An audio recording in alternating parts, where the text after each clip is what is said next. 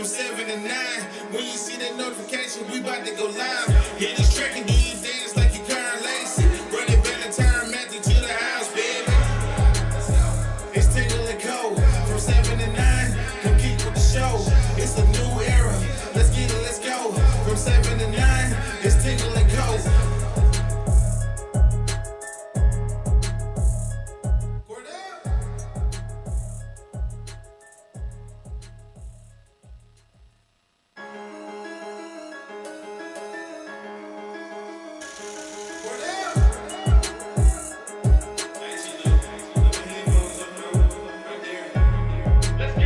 It's Tingle and Co.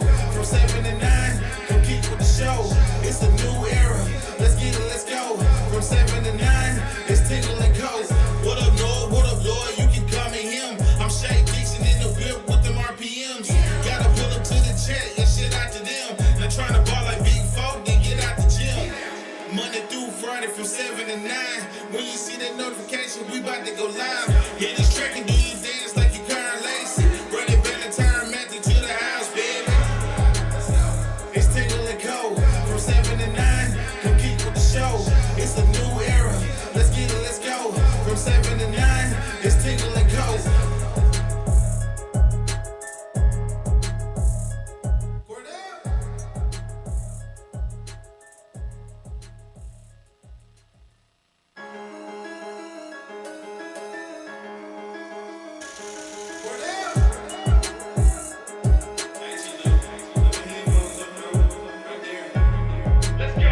It's Tingle and Co. From 7 to 9. Come keep with the show. It's a new era. Let's get it, let's go. From 7 to 9. It's Tingle and Co. What up, Lord? What up, Lord? You can call me him. I'm Shay Dixon in the whip with them RPMs. Gotta pull up to the chat and shit out to them. Not trying to ball like big folk, then get out the gym.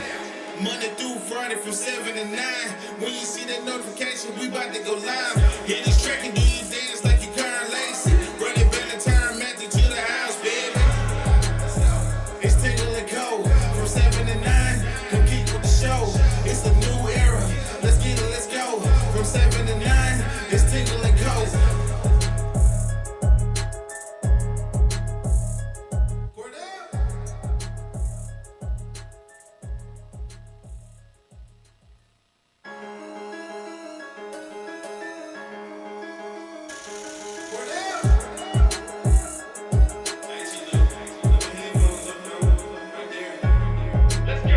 It's Tingle and Co. From 7 to 9. Come keep with the show. It's a new era. Let's get it, let's go. From 7 to 9. It's Tingle and Co. What up, Lord? What up, Lord? You can call me him. I'm Shay Dixon in the whip with them RPMs. Gotta pull up to the chat and shit out to them. Not trying to ball like big folk, then get out the gym. Monday through Friday from 7 to 9. When you see that notification, we about to go live. Hit this track and do you dance like you Karen Lacey. Run it back and turn Matthew to the house, baby. It's Tingle and Co. From 7 to 9. Come keep with the show. It's a new era. Let's get it, let's go. From 7 to 9. It's Tingle and Co.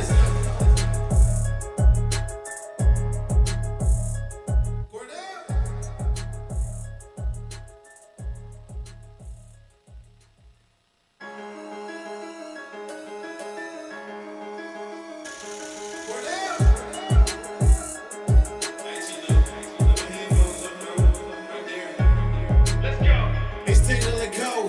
From 7 to 9. Come keep with the show. It's a new era.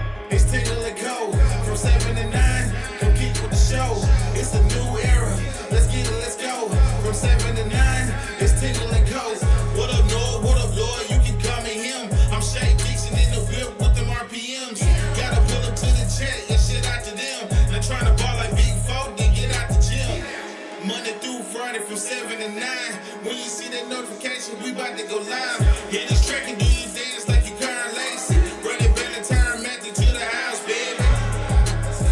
It's Tingle and Co. From 7 to 9. Come keep with the show. It's a new era. Let's get it, let's go.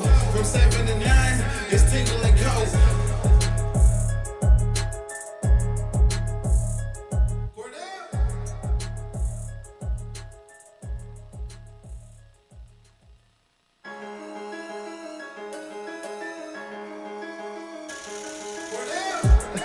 All right, welcome in here on this Monday morning as we get the week started here. We appreciate everybody starting their morning with us here at Tingle and Co. Make sure you like, subscribe as we're live from our Southern Regional Medical Center studios here in Baton Rouge. Shout out to Charles Harvey, Jason Ramazan, BJ, Kevin, the whole crew here at SRMC as they take really good care of us.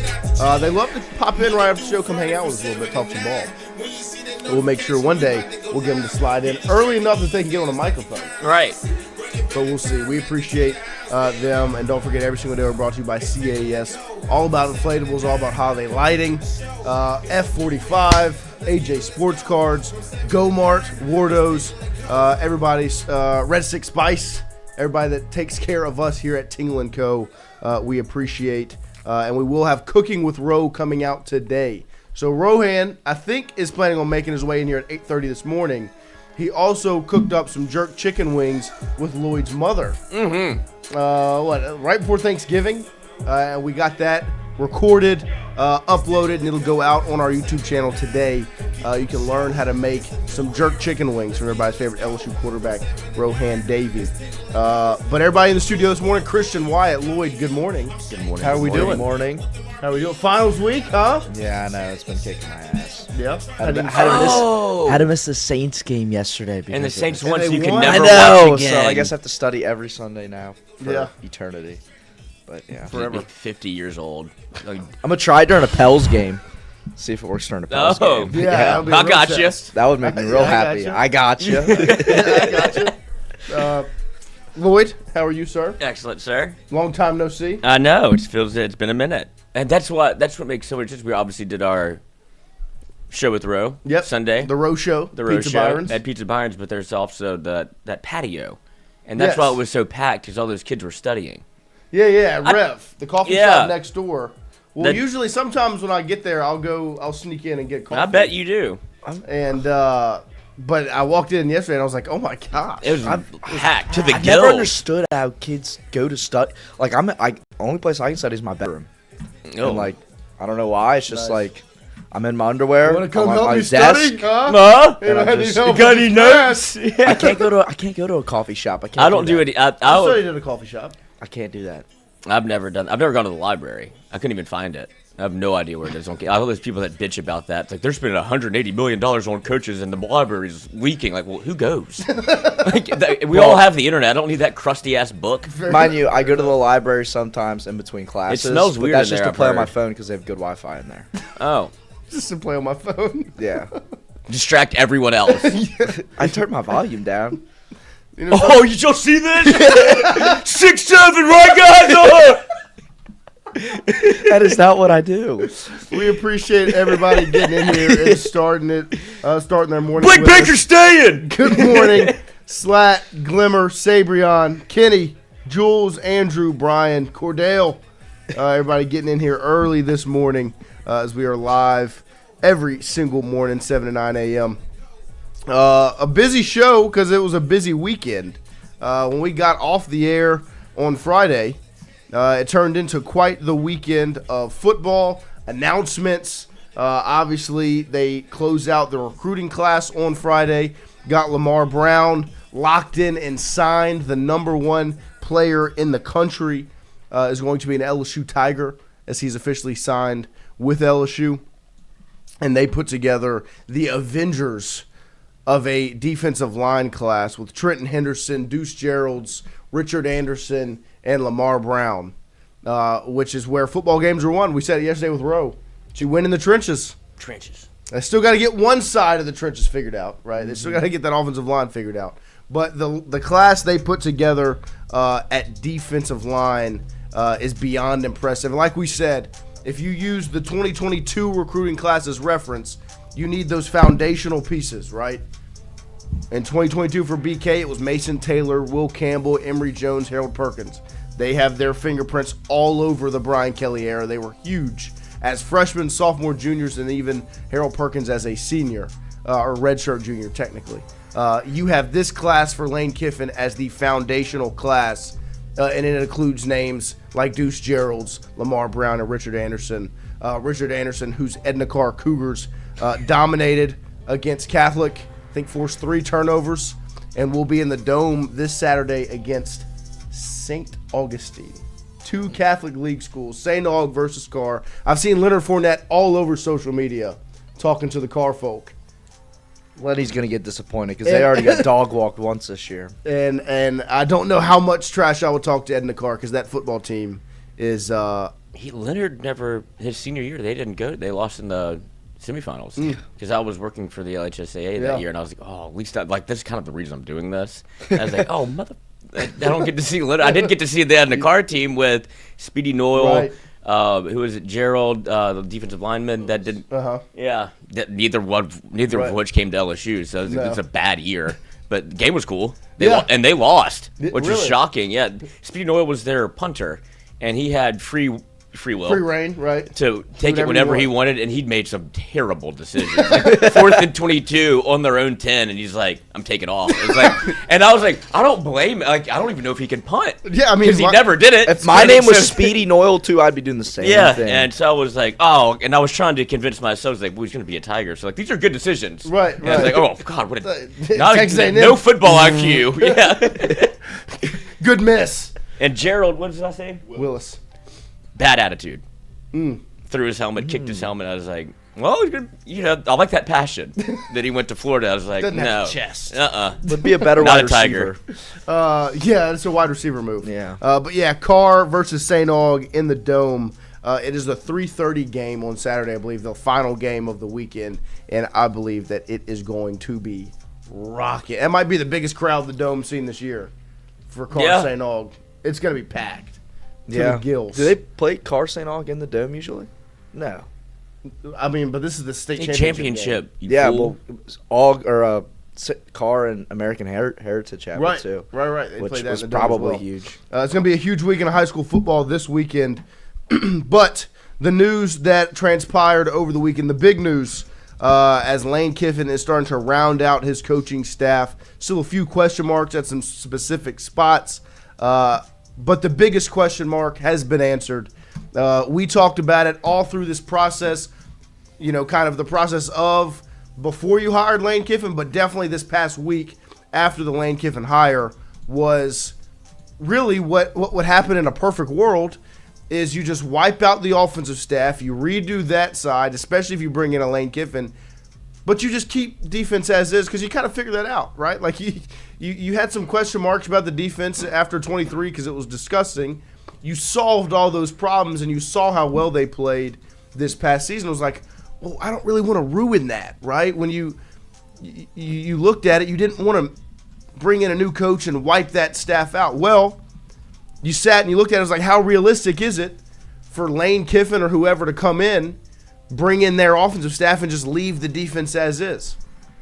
Well, Lane Kiffin came in, brought in an offensive staff with him, and just left the defensive staff as is. Blake Baker decides to stay in Baton Rouge, pulled his name out of the running for the Tulane and the Memphis job.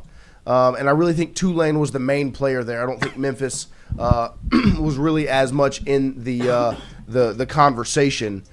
Blake Baker opts to stick with LSU as the defensive coordinator rather than be the head coach over at Tulane. And I don't think it can be understated how massive of a decision that is and how massive of a move it is for LSU. You look at what LSU's expectations were going into next year. And, I mean, I remember we got into it kind of with Roe a little bit at one of the Sunday shows talking about how quickly can you get back on the horse and be one of those teams in the conversation that we're having right now about the college football playoff, right? And when you're bringing in a new coach, is it really real to expect that year one? You know, I said the timeline is what you're seeing with Mike Elko, where you kind of take your lumps in year one and you figure it out. And then in year two, when you've got the foundational class, you've got another recruiting class, 2 portal classes, and hopefully, you know, a second year in the system with some of the players, you really make that leap like you're seeing A&M do right now. But with the decision for Blake Baker to stay in Baton Rouge and have continuity on that side of the football is huge, and it accelerates the timeline, in my opinion. Now, the transfer portal already does that. The timeline was going to be accelerated regardless, but you anticipate Lane is going to bring in skill players. He's going to bring in offensive talent. The offense is going to hum. So the question mark was, okay, well, if Blake leaves, how quickly can you put a defensive staff together? Who will it consist of? And what players are you going to go get? Because who stays from this roster that played last year if Blake Baker leaves? We don't have to worry about that. Now you're going to retain players. You retain assistant coaches like a Corey Raymond, like a Kevin Peoples, right? Jake Olsen. You retain these guys, which also means if you retain Corey Raymond, DJ Pickett, that was the biggest question mark. Well, if Corey leaves, DJ's gone, right? They walked into the Kelly meeting together, right? They're attached at the hip. Well, you hold on to Corey Raymond, that means you hold on to DJ Pickett, right? You have a much better chance at holding on to a guy like Whit Weeks now, which with Lane coming in and now Blake Baker returning. Then you look at guys like Gabe Relaford, Dominic McKinley, those guys that you can hold on to and retain. It accelerates the process, and now the expectations in year one, in my opinion, are higher than they were a week ago when you didn't know if Blake Baker was returning or not. Because you are ever so confident Lane Kiffin's going to come in and solve the offensive issues, right? You're going to have an offense. He's proven with his track record, whether it's at Alabama, FAU, USC, Tennessee, and then obviously at Ole Miss as of late, he brings an offense with him. What he's done at Ole Miss since he got there in 2020 has been nothing short of impressive offensively. With Lane Kiffin, the question mark is, okay, what are you going to do on the defensive side of the ball? Well, now you have that answer. You've got Blake Baker running it back as the defensive coordinator, retaining staff, potentially retaining talent on that side of the ball, and then you're still going to go attack the transfer portal and plug some holes. That decision by Blake Baker is massive for LSU in general, but massive for LSU in 2026 because you now have a dream team of a coaching staff, the perfect storm outside of Frank Wilson, because there's still question marks around that. I don't believe Frank will be retained. I think that's something that you won't hear until after the bowl game, which will be on December 27th, because he's going to coach that. We'll see how much things kind of move over the next couple of weeks with that. But the perfect storm was bring in Lane Kiffin, his offensive staff, and his offense, and just add that to what you have on the defensive side of the ball. And that's what happened. What you have on the defensive side of the ball is a Brawls Award finalist staying. Great call by Blake Baker. Blake Baker, boy, he's been a big story tonight. Blake Baker's defense getting it done tonight. Finishes. It's it. Don't let us go play our brand of football. Blake Baker is dialing up this season.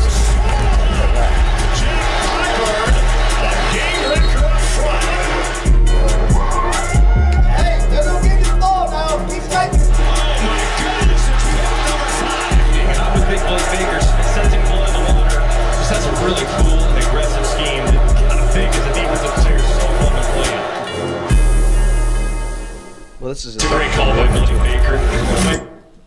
Boom! Blake Baker to staying at LSU to run it back. And X Soda in the chat. Good morning, Tigers. I hope everyone has a fabulous Monday. Keep the vibes high and the haters in the back. LFG. X Soda with a $100 super chat. Funding the boys' breakfast. Yeah, covering the breakfast with fellas. Are we gonna have to do? We have to do 100 claps. We have to again? do 100 claps. ready. Ready. 100 claps. Ready. Ready.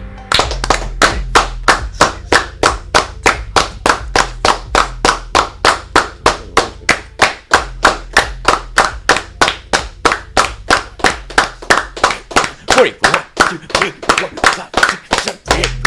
50, 51, 52, 53, 54, 55, 56, 57, 58, 59, 60, 61, 62, 63, 64, 65, 66, 67, 69, 70, 71, 72, 73, 74, 75, 76, 77, 78, 79, 80, 81, 82, 83, 84, 85, 86, 87, 88, 89, 90, 91, 92, 93, 94, 95, 95, 95, 95, 95, 95. Shout out to Exoda. We appreciate what Seville did. What Seville did was much easier. He just did the clap emoji times the 100. No, we grind over here. But 100 claps this morning for Blake Baker and for Exoda. But yeah, like I said, that's a Broyles Award finalist. And like Exoda said, it is a good morning. Great morning for the Tigers because like it's a huge move.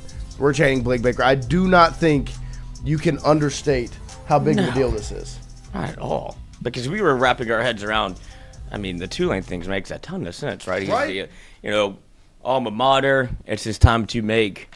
If he's going to make the leap, that's the perfect spot for him. Tulane continues to make good hires.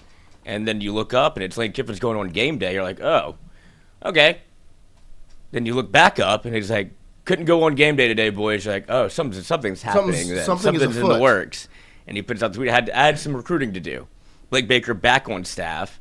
And now you look around and you go, well, you obviously saw the people that walked out on senior day, right? And you're like, well, it felt like Corey Raymond's coming back. That was like our big, if you're an LSU fan, Right.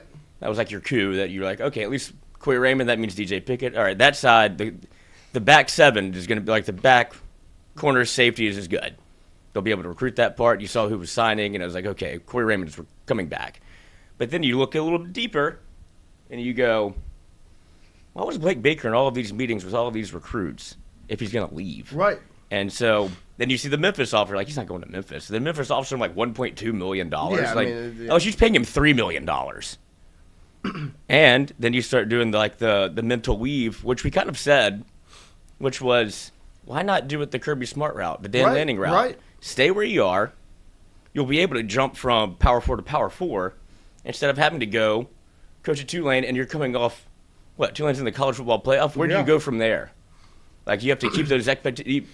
You're coming in with a very high ceiling of what Tulane expects now because now they're in the college football playoff. Mm-hmm. Like, that's a tough leap to make because if you don't do that again, you've seen it as a step back.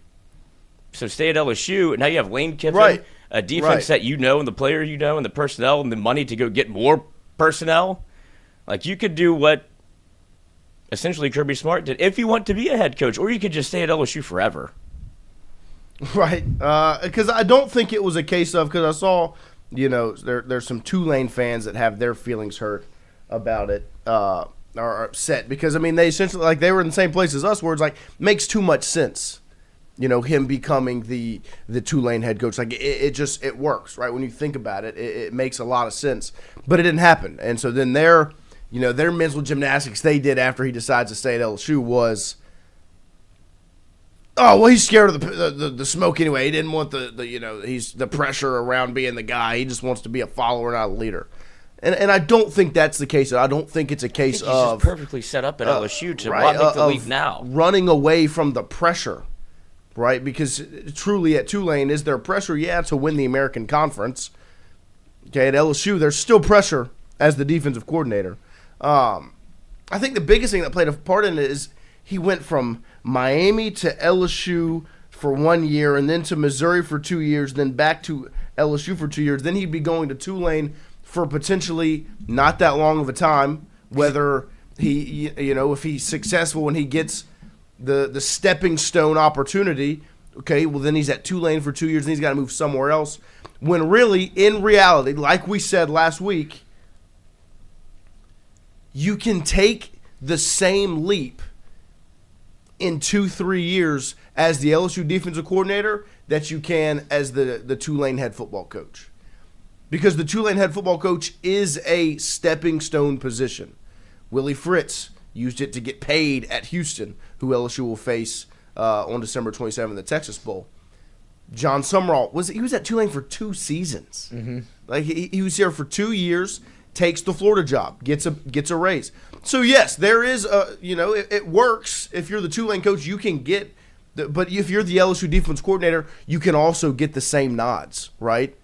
When Shane Beamer is fired at South Carolina in a year or two, Blake Baker's name would pop up around regardless if he's the Tulane head football coach or if he's the LSU defensive coordinator coming off of a playoff run.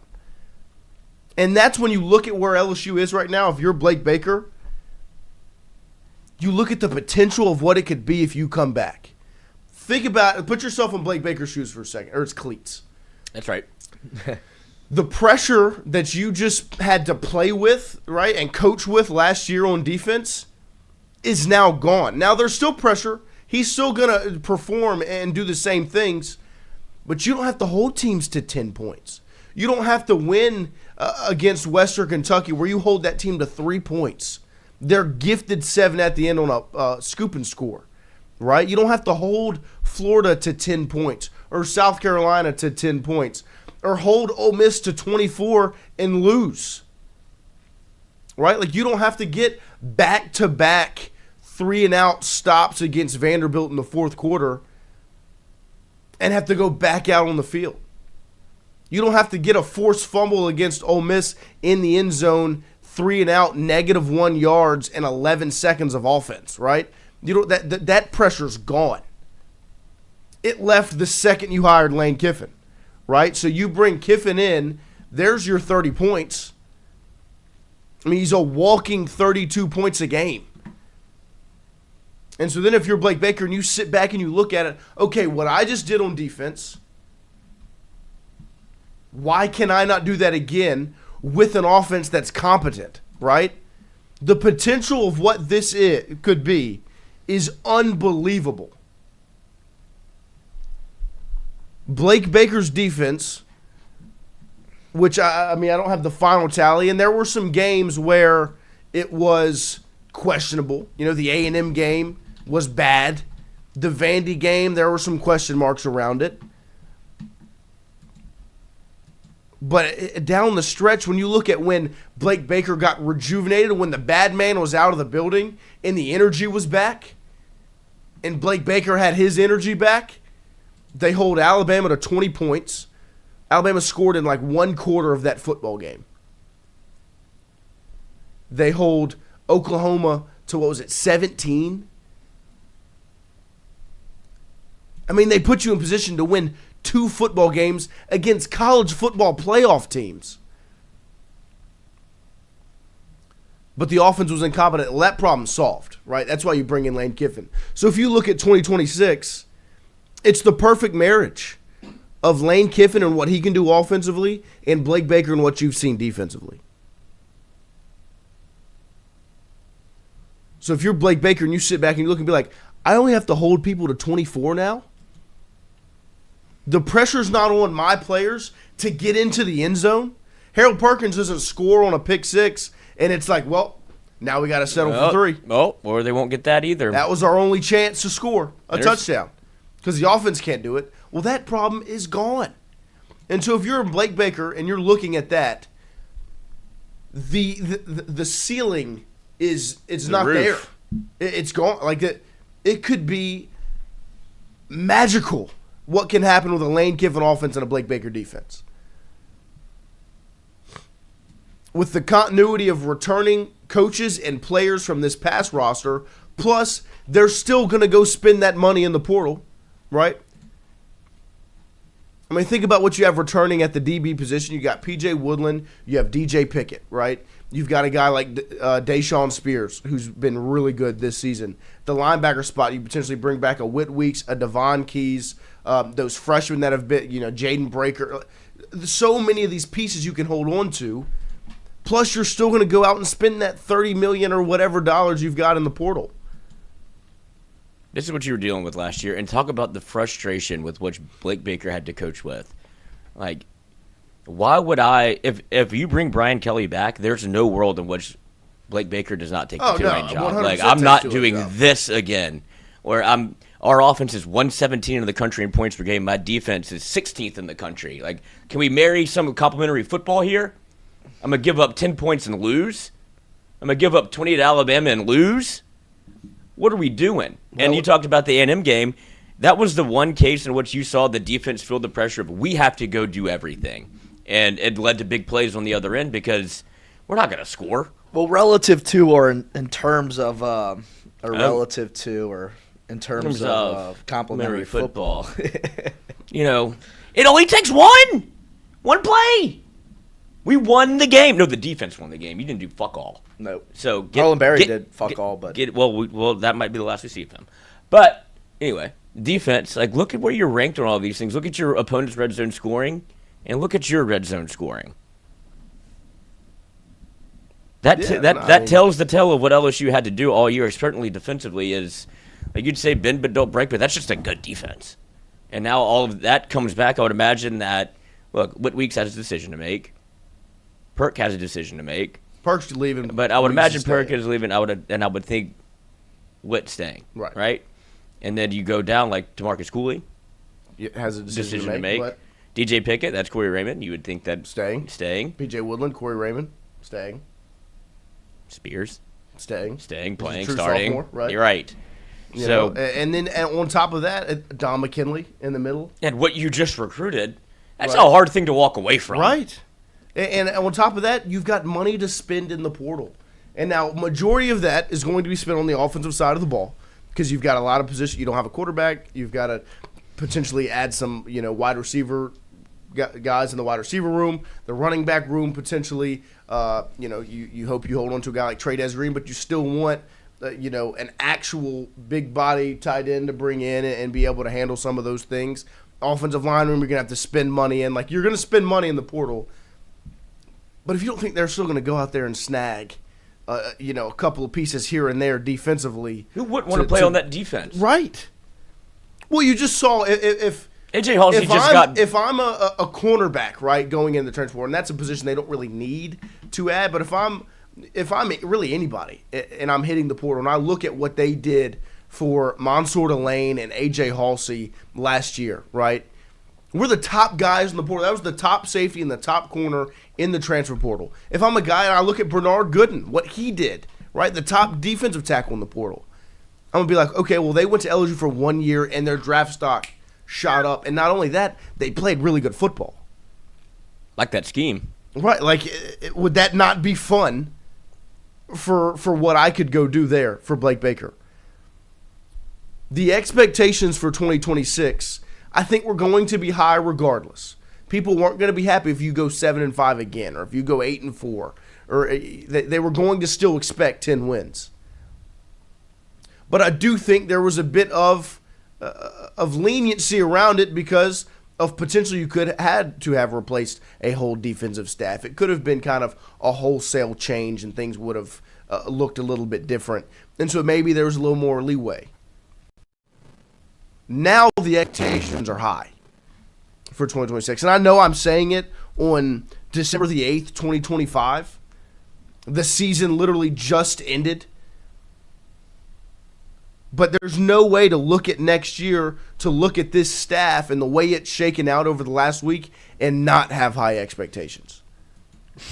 Not only that, but people are ready to pounce on LSU just as much as it, like when you made the Brian Kelly hire. It's like LSU it's starting to become like the people are twisting the narrative of what, that's a fun brand. Like Ed Orgeron, they love that. That was as good as the PR can get in 2019. It's like that's one of them. Like Louisiana, what a cool place. Then you bring in Brian Kelly, and it's like, like they'll do anything to win. And then you bring in Lane Kiffin, like they'll do anything to win. And then you get Blake Baker back. But regardless, like people are ready to pounce on you because you've ruined Ole Miss's playoff opportunity because, well, Ole Miss did it to themselves, but the national narrative. I mean, they talked about it for 15 minutes on Game Day about Lane Kiffin. We'll get into that too. But it's just one of those things where the expectation of LSU, whether you had Blake Baker or not, it's become the Lane Kiffin expectation of they're ready to pounce. They want to point and laugh at you because, look at all the money that you just spent to be able to be relevant in college football. You did all of this in the portal. You fired Brian Kelly, brought in Lane Kiffin, didn't let Ole Miss have their coach, sent one of your assistants back, and then Lane Kiffin's talking about getting run off the road, and you welcomed in Lane, and now everybody's like, LSU is public enemy number one. And so when you go into 2026, they're waiting for you to lose. Right. And then you have Clemson game one in Death Valley. Like, they're not running from that. Like, if I'm Clemson, I'm getting them out if I can. But if I'm LSU, I'm not letting you. Like, this is a national stage where, brother, we went to you. We're not canceling this game. Right. I'm not putting somebody. I don't care if it's Van Buren, Juwan Johnson, or Trey Green at quarterback. We're playing because this is what Lane Kiffin came here for. Saturday night in Death Valley under the lights for game 1. That place is going to be on absolute tilt, and it's a statement game for LSU. As much as we thought Brian Kelly and Clemson at Clemson, and finally you get 1-0 and get the monkey off your back, didn't matter. But it was a statement where people were like, "You went from what? Okay, LSU too. Look at all the pieces they added. They might be the best team in the country. Garrett Nussmeier, number 1 overall pick. Like, that's how quickly the narrative can shift on you. And then obviously you didn't ride that momentum, but for 5 weeks where you were still. Then it became the defense, and you get 5 turnovers. So that's still here. That Blake Baker defense travels and plays, and so now you marry the two because there was going to be a little bit of. I mean, they had to replace everybody. Right. Like, how much can you do really realistically? But now that you retain Blake Baker and pretty much the entire defensive staff, it's like, run this thing back. Now you add Lane Kiffin, who averages essentially 35 points a game in his entire college football tenure. At USC, he put up 50 a game. At Ole Miss, he put up 38 a game. And so bring that to LSU and marry the talent that we have and that you can find and that you can go get with the portal money. Yeah, the expectation should be high. Very much and so. I don't think we're running from it. Even with a schedule like what LSU has, I mean, they've got a gauntlet next season. That's the SEC now with 9 games a year. And then now in one of your non-conference games, you're matched up with Clemson, right? So you've got Clemson, and then obviously the other non-con is McNeese. Then you go to Arkansas, to Auburn, to Kentucky. Got Alabama at home, Mississippi State at home, Texas A&M at home, Texas at home, Ole Miss in Oxford, Tennessee in Knoxville. So you go on the road to Ole Miss, Tennessee, Auburn, Arkansas, Kentucky.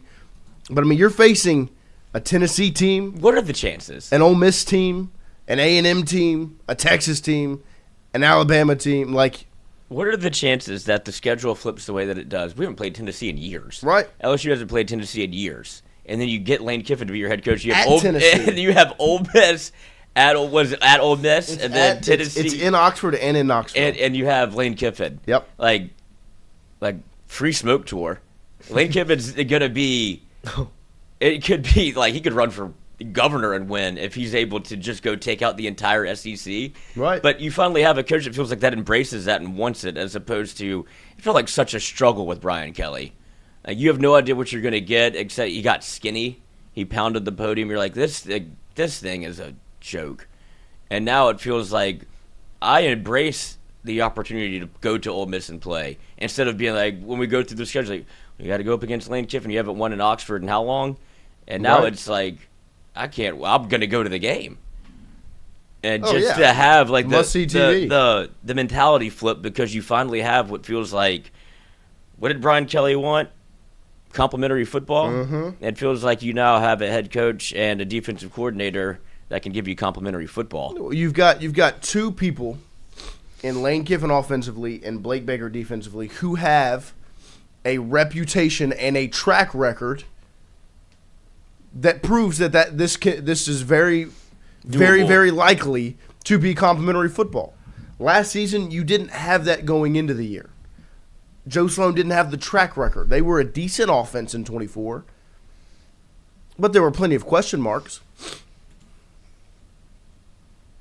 You thought they had the talent, but it didn't work. You know, a hurt quarterback and a scheme that wasn't good. But defensively it worked, so it wasn't complimentary still. Now you've got 2 proven track records on both sides of the ball that lead to the expectation for complimentary football at the highest standard. And then, if you're going to look at another addition they made, Elijah Robinson as the defensive line coach, huge get, right? We talked about it a little bit on Friday when his name first came out and came up around the job. This is a guy that recruited at Texas A&M, the defensive line, extremely well. Remember those 2 names I brought up on the D-line about potentially retaining? Gabe Relaford and Dominic McKinley. Both were committed to Texas A&M. Then the Jimbo firing happens. Elijah Robinson ends up at Syracuse. They get flipped to LSU. He recruited both of those guys. I saw Gabe Relaford post a picture of them on one of the visits at A&M when the Robinson news came out. It's a guy that is an elite recruiter. How did they let him get to Syracuse? That's my question. An absolute elite recruiter. He goes to Syracuse, does a good job as D-line coach, gets promoted. I think he was the defensive coordinator, didn't do that a very good job at that spot. So there's some Syracuse fans that have been throwing some smoke at LSU. But like, he's not coming here to be the DC. Come here to recruit. He's coming here to recruit and coach that room that's got a whole lot of talent, right? Like you're bringing in a guy in Elijah Robinson who's about to take over a room with freshmen like Deuce Geralds and Lamar Brown and Richard Anderson and have guys like Dominic McKinley in there already. That's a pretty talented room. And he's going to continue to recruit at a high level at that spot. It is a huge hire on that side of the ball. And really, when you look at that defensive staff, it is star-studded, man. You could not have asked for it to work out better on that side of the football. I mean, like, really, when you look at it, and you look at the way it's worked out up to this point. I know Frank is still a question mark, and we'll see how that ends up shaking out. But, like we've said for the last week, what Lane wants to do on the offensive side of the ball, he's got the track record. You should trust what Lane Kiffin wants to do on that side of the ball. You should. He's proven it time and time again that he's elite on the offensive side of the football. Whether it's identifying talent, like a Division II quarterback from Ferris State, that's name is in the Heisman race, right? Or it's his scheme that puts up 38 points a game. Right? So whatever he wants to do on that side of the ball, you kind of just sit back and say, okay, what do I know? I don't put up 38 points a game. Whatever he wants to do over there, you're good. The question mark was going to be, okay, well, what does it look like defensively? If you can't retain Blake Baker and Pete Golding stays at Ole Miss, and, you know, there were some names like DJ Durkin came up, staying at Auburn, right? Some different names that popped up that ended up, you know, not shaking Bring back out. Will Muschamp. Actually, scratch that all. Erase everything. Blake Baker is staying in Baton Rouge. So now that side of the ball's got answers, and that staff proved to be elite this past season is still here. It could not have worked out better if you look at it from LSU's perspective. And there's a reason that Blake Baker stayed, correct? Like the way that you talked about Lane Kiffin, that offense. And like, it really does feel like there's one question mark, and it's what's Frank Wilson going to do? But aside from that, it feels like you got better at almost everything that you needed to correct or keep, you did, right? Like you felt like you – look, I don't think that Kyle Williams did a bad job, but clearly that's not something that he wanted to do. He stepped in and did what he had to do for LSU to help for a year. And I think he wants to go back home, which is, hey, thank you for your help. Do whatever you need to do. You're a Tiger forever. And then you look and you go, Elijah Robinson, you start looking like, okay, now it makes sense as to why this meeting was 3 hours and why some of these commits stayed or decided to honor their commitment and sign early, because they probably had gotten some word about Elijah Robinson and probably talked to him. Like, I'm coming to LSU, and then you get on the phone like, okay, this guy's got me by, like, yep, I'm in. And so you see that LSU actually feels like, and shout out Verge Osbury, shout out Lane Kiffin, of like having a plan and executing as opposed to just not. Like, you've seen LSU float in the wind in these things because there is a world in which Blake Baker's gone, Kevin Peoples is gone, Jake Olson is gone. Do you keep Corey Raymond? Like, I've seen that story before. Mm-hmm. Didn't work out great. Right. And now it's the exact opposite, where you lose your defensive line coach, but you almost improve it in somebody that's done it before and knows how to recruit the position and wants to do it for the long haul, and he has an axe to grind against Texas A&M. Love that. So you've gotten better, and you keep your defensive coordinator, which is such a – we talked about pie in the sky. You've pretty much threaded the needle on this thing, right. And so now you trust Lane Kiffin to go get a quarterback. Whatever happens in the running backs room, because I do think there's going to be some real conversation if Frank Wilson is to leave. And I hate to break it to you, Harlan Berry's probably going wherever he goes. So if you're in the market for a Frank Wilson, I don't know where he goes. Tulane just promoted Will Hall to be their head coach. Former head coach at Southern Miss, worked as Tulane's OC in 2019-2020, was a pass game quarterback, and now the head coach. So I don't know if that's the route that they go, or if it's somebody that goes, hey, if we can get Frank Wilson, we can get Harlan Berry too. and you start kind of working the phone in that direction to go, hey, I'll take him to get him. And that's why, for LSU's perspective, you want to keep Frank because of all the doors that he opens, but also all the doors that he could lock, right? He can get you in or keep you out. And so I would love for this thing to get either resolved or it be resolved to the point of it's not like that, to where like you leave with animosity or there's something that happened that now you have like public enemy number one, and he's, New Orleans is a school with 15 D1 players, and all of the history and legacy of New Orleans is like, that's going to be tough to rebuild that fence, because you saw it with Ed Orgeron, where it was tough to get, like, you had some real fences to mend, and it took a while. And this is how those fences get broken. But so you hope that you can kind of, let's bridge this gap a little bit. Right. Whatever it takes, right? And then I also see it from Lane Kiffin's perspective, like, I'll bring in my guy, and you give him full autonomy to do so. And he's like, well, yeah, this is what I want to do. Y'all. Right. Because you don't want that to start off in a terrible, like I hey, said, what did I sign up for? Whatever Lane wants to do on that side of the and ball, you have to trust that. You have right. to. He has got a proven track record, and as much as I love Frank, there were question marks around the running back rotation at times on that side of the football. I try to give, like, I understand it, but you have to give it a pass almost everything offensively. Of course, like, of because course. what's the rotation going to do? Like, But- I don't know what we're doing I'm either, ju- boys. but- Like, right, but what does it Lane matter wants who's to, in? But if Lane wants to bring his guy in to Yeah. coach that spot, Sure. you let him, right? And it sucks. And we'll see how it shakes out with a guy like Barry. I think you have a better chance with Barry than you do with Durham, right? Because Durham's not from here. Is from Texas, has really strong ties in Oklahoma. They're going to make a strong push. Barry's at least from the state, and I think that like there could maybe be a conversation. I do think he is tangentially tied to Frank Wilson. His dad went to high school with Frank Wilson. Yeah. They've got a relationship. Like, I do think that, but I do think you have a better chance of holding on to Barry than you do Durham Been getting recruited since 8th grade. if Frank Wilson leaves, just because it's an in-state guy, See, right? I think that's what makes it the opposite because of everything. Like, I think Frank's going to guide him to.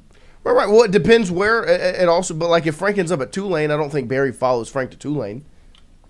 No, but I would imagine that he would put in, get him somewhere else. Yeah, Like, no, if it's 100%. like, this is just. But that's what I'm saying. conjecture. But that's where the conversation comes in of Lane Kiffin's your head football coach, right? Yeah. And I know there's ways it can shake out, and that's why it's just kind of like with Barry, it's wait and see. I would lean towards if Frank leaves, Barry leaves, but We don't know that. we don't know. And NIL's so, a hell of a drug. right? We'll see how it ends up shaking out. But yeah, you trust whatever Lane does offensively. You really do, because he's got the proven track record, and that's where like. Really, even with how bad the offense was, I don't have a concern of what it's going to look like in 26 because I know he's going to go out there and get the talent. He's shown he knows the transfer portal better than anybody else. He posted on his Instagram story a picture of the transfer portal date, right, of when it opens, saying, like, can't wait. You know what I mean? Like he talked about in the presser. He wishes he could get on the phone right now to get into the portal. Next month is going to be huge for LSU football with the portal opening from January 2nd to January 16th. Posted this morning, too.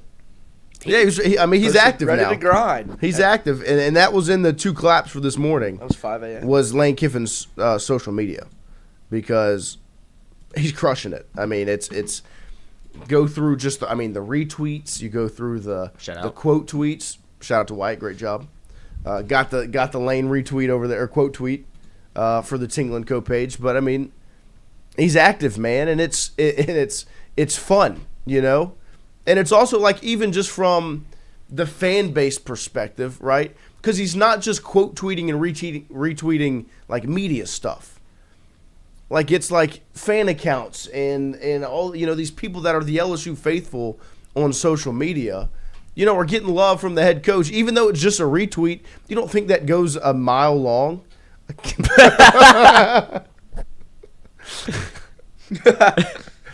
Is that 2017? What he does on social media. What order are we in? I don't know. Where are we at? I think these are just his bangers. To the normal timeline. But it's 2 claps for Lane Kiffin's social media. Ready. I mean, he crushes it. And for a fan base, Top-liner wheel. for a fan base like LSU, it's extremely, that they're going to fall in love with that. I mean, he His header's retweeted great. LHSAA Network's post about Richard Anderson.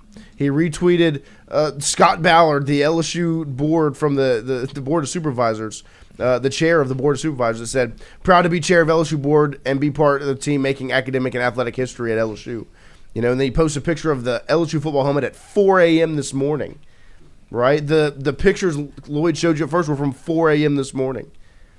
The hashtag just different, right? All of those things. And it is nice to know where he is. As opposed Well, he's to around, a former head coach. Right, he's around Baton Rouge. He's Nice to have somebody in touch or in the loop. He's posting at the yoga spots. He's posting at a loaded tea place where he's getting his I told my Do what buddies makes you this. happy. from Rouge Nutrition. I told my buddies this. I think it's going to be kind of refreshing to hear about people seeing Lane Kiffin around, or maybe course. you see him yourself. Like, I didn't hear about anybody seeing Brian Kelly anywhere. The only time I saw Brian But Kelly hold was on, the last sorry, day. Sorry, let's tone out his name. Let's bleep it out. It's still a slur. Okay, BK, Yeah, my boy. my boy. There we go. Perfect. Yeah, no, I mean, my friends ran into him at the Jubans one time. Actually, like at a I've birthday had 3 dinner. meals. That's the ran first into time I've heard of Jubans. somebody running into BK, ever. I've been here Unless for. you paid to go to dinner with him. I'm a junior. Never he's saw him he's once. been here since year one. I heard about Lane Kiffin before I heard about him because Lane Kiffin was at U High my freshman year recruiting, and he tweeted that. Right. Haven't heard about didn't hear about BK once. BK once. And you knew where Ed was. Right. Tulane. Yeah, no, he was, him and Ray Baker. So, I mean, I think when you look back at week one of Lane Kiffin's tenure, I don't know if I can say a way that it could have worked out, like it could have went better. You won the offseason. Right. The way he won Rose said it yesterday, the first 90 days in office of the president, how you look at it. Well, the first week as LSU head football coach, Lane Kiffin was around the community, right, taking pictures at the yoga places in the different spots around Baton Rouge. Got his dog back. He got his dog back. He did great in the media. He closes out that number 11 recruiting class with 2 5-stars, right, on the defensive line. Retains his defensive He coordinator. retains the defensive coordinator, brings in Elijah Robinson, gets his stat. Like, all of these things happened in 1 week. Now, and I haven't got all my wins yet. Was it the longest week of my life? It felt like it. Yep. When Glenn said it on Friday, like, wait, is this the first time I've talked to you? I was like, yeah. He's like, I can't imagine what the week was like for the writers. But it was a long week, but it was a successful week one. Like genuinely sitting here on day one of week 2, I don't know if I could look back at week 1 and say anything that I would have liked to happen differently. No, I mean, classic LSU fan base. The melt was pending all. Of course. Like they were ready to jump in Mount I Vesuvius. think people are still waiting for the other Oh shoe yeah, to they're waiting drop. for exactly. They were waiting for the other shoe to drop. Just at some point, like something bad has to happen. Right. Right? It's like maybe for once, Maybe. LSU may have gotten this thing right. Maybe they actually ran well. Right. Maybe this is the time where everything kind of goes to according to plan. Right. Because first of all, getting Lane Kiffin, we were all waiting to go. There's no way. Right. It never works out this way. LSU circles a guy that is number one on everybody's list. That you're always the hat on the table. Of course. Right. And then it's like, oh, we have to pivot. And now you're looking around and you go, oh, got him. And then Ole Miss is throwing a fit. And It's only getting better. Right, it's only getting better. And Ole Miss throws a fit, and you throw him a bone. You're going to take Charlie Weiss for a little bit. Like, oh, no, what? We're good. Don't be too Yeah, late. yeah, go. Not Keep even that, winning. but I mean, you get him, then you get him before the playoff because you weren't even expecting that, and then Ole Miss throws their tantrum, and then at this point, you sign your recruiting class that you already had, and you retain your defensive coordinator. Who in hell saw that coming? Right, like everybody, I think once Tulane called, it was like, oh, okay. Right, Now right. I see the timeline is extended, right? Now it's, Well, I mean, just think about where you were last, like, Tuesday evening. When think the where you stuff were about- at LSU, Texas A&M. Right. But I'm just saying, like, even after the Kiffin hire, Tuesday evening when the Richard Anderson stuff comes out. The and melt. The Lamar Brown, like, they're all going to Wait. wait to sign. They might wait until February, right? And then it's like, well, it's up to, do they keep Frank Woods? Do they keep, like, it was all, like, Tuesday night was all like, okay, wait, He's time out. sabotaging the class. Wait, time out. This could all get really bad, right? This could all kind of not be as happy. Taking her jabs. Not be as happy as you thought it was. Posting classified Docs. Encryptic messages on Twitter, like someone sabotaging the class. Like, I mean, guys. And then you look at where you're at right now on Monday after the week wraps up. Baker back. And you've got smiles all over your face. Baker returns. The staff sticks around. The recruiting class stayed together. You even flipped some guys from Ole Miss. Nick Saban has your back on game day. And we're going to get into that in hour 2 this morning, 100%. But Almost had Lane on game day. almost, you're right. Like it worked out about as good as it could for week 1. And we'll make sure And to that's continue. another thing I like about Lane real quick is it's been real easy to dodge that.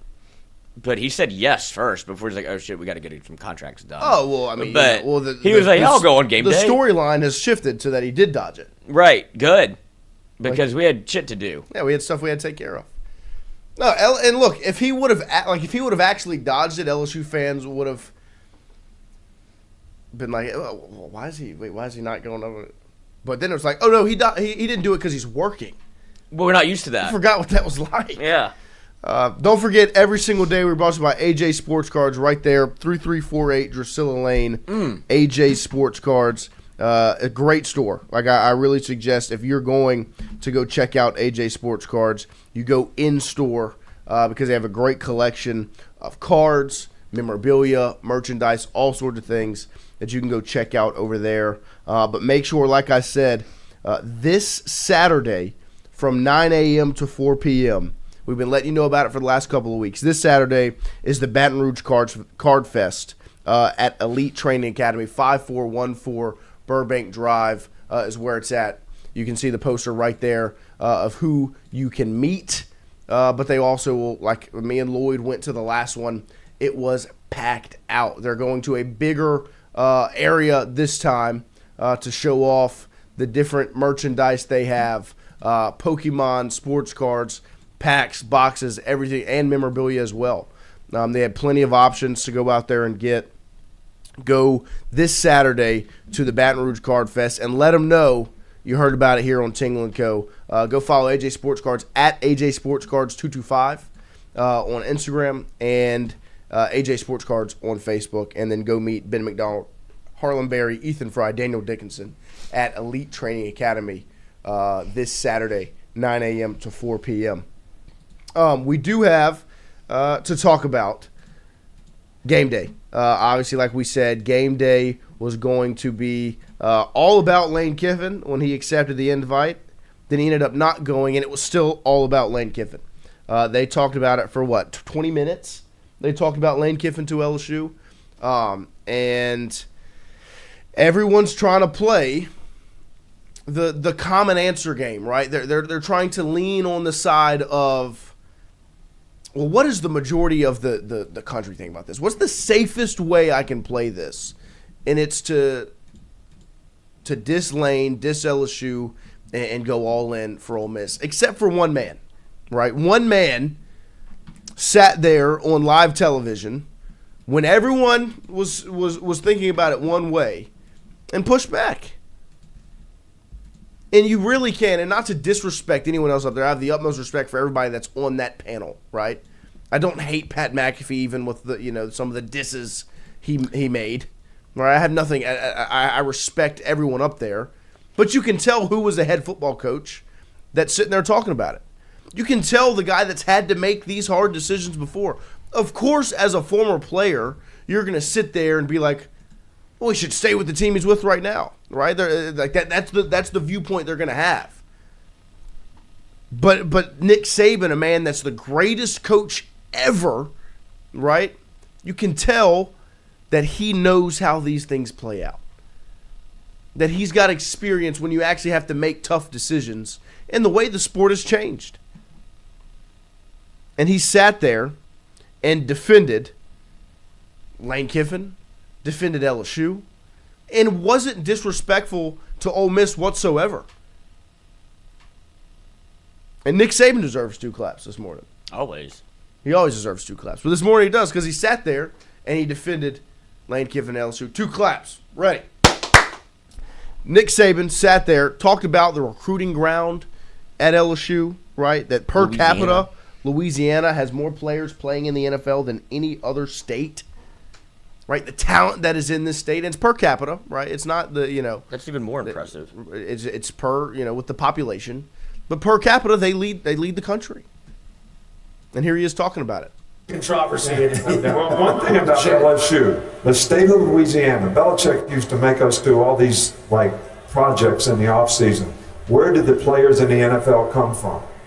Per capita, Louisiana has more players playing in the NFL than any other state. Per capita, not more than California or Florida or whatever, but per capita. That was one of the reasons I was interested in that job when I went from Michigan State there, was the players in the state give you an opportunity to be successful, and that's probably something that Lane took into.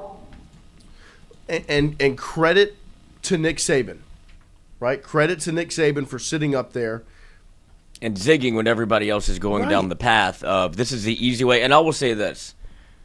Reese Davis, Alabama graduate. Right. Pat McAfee, worst night of his life, is tangentially tied to LSU because if LSU doesn't win, and he had his experience in the backyard brawl, and so he missed, 2 field goals, 3 field goals, something like that, 2 chip shots to lose to Pittsburgh, and that makes West Virginia miss out on the national championship in 2007. Right. And so that's why he has an axe to grind against LSU, because if that doesn't happen, maybe his kicks don't matter and they still get in.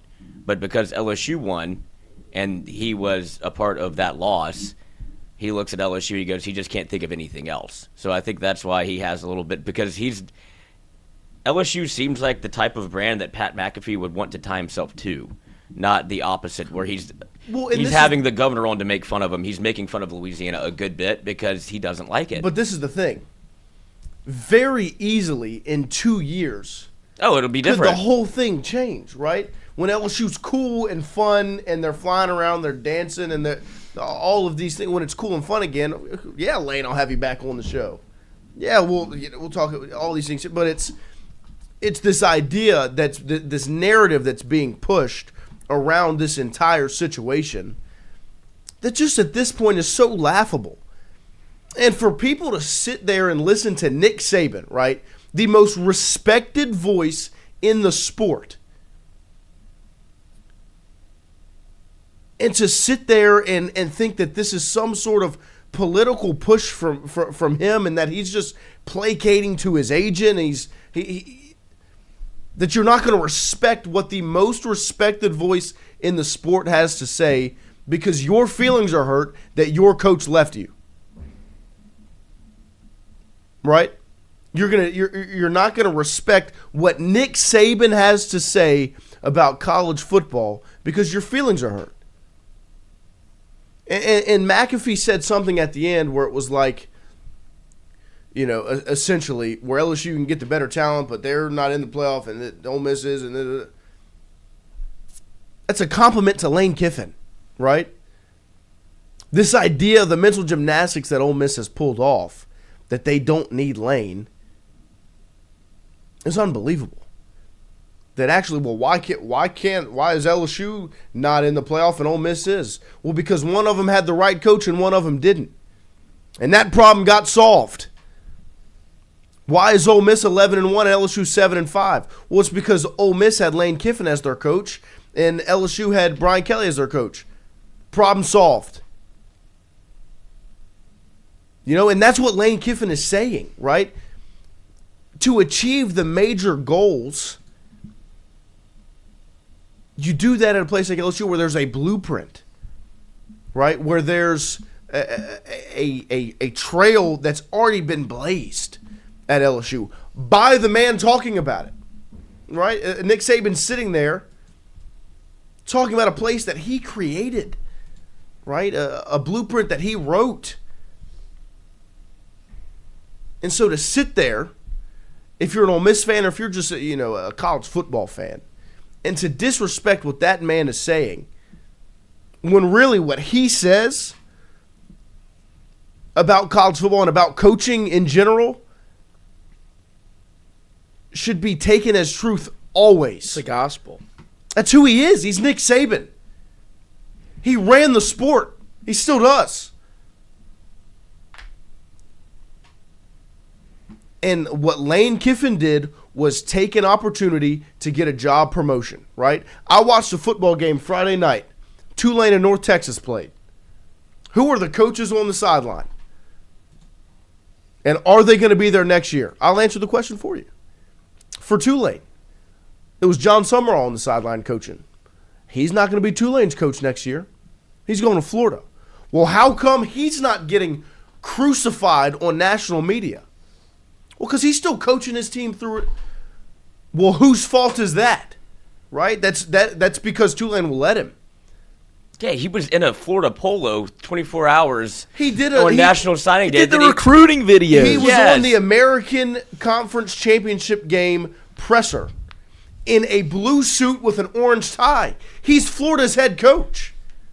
But because, and I get that there are levels to it, right? Ole Miss and LSU are in the same conference. They're rivals. They play each other every year. I understand that. I get it. I really do.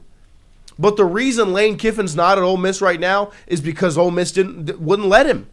It's Ole Miss's fault.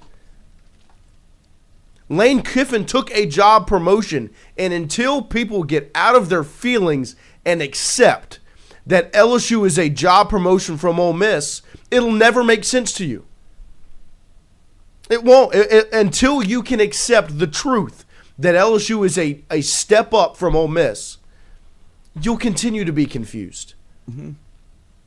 But once you finally accept, okay, well maybe he just signed 5 stars that are an hour away and 5 minutes away. What was it? Right? He just put together a recruiting class through the state of Louisiana that's number 11 in the country, right? He's taking pictures in a facility that has Heisman trophies and national championship trophies and all.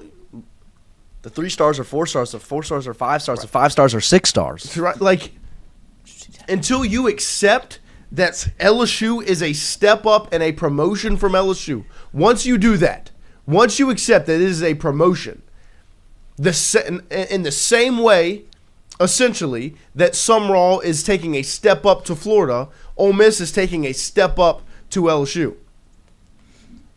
So Lane took a step up to go somewhere to try and win a national championship. Consistently, right? That's the word. Consistently. Can you make a college football playoff at Ole Miss? Yes. Consistently? Can you do it consistently? I don't know. Potentially, if you're the right coach. And Lane could have done it this year, had a down year, and then did it again in 27. And potentially, right? At LSU, there is the talent, there is the resources, there is the support to do it consistently. Right? To do it consistently at LSU. Because guess what? There's 4 dates up on the scoreboard that are national championship trophies, right? In the last 25 years, 3 of them happened. 3 different coaches. And if you're Lane Kiffin, you look at, I can be a god at Ole Miss for 10-win seasons and making CFPs. Or I can go to LSU and have the resources and the support and the talent year in and year out. And if you become a god at Ole Miss, it's because you won 10 games consistently. If you become one at LSU, it's because you got ring. Rang. This is what you talked about 4 dates at LSU. Lest we forget what Ole Miss has hanging.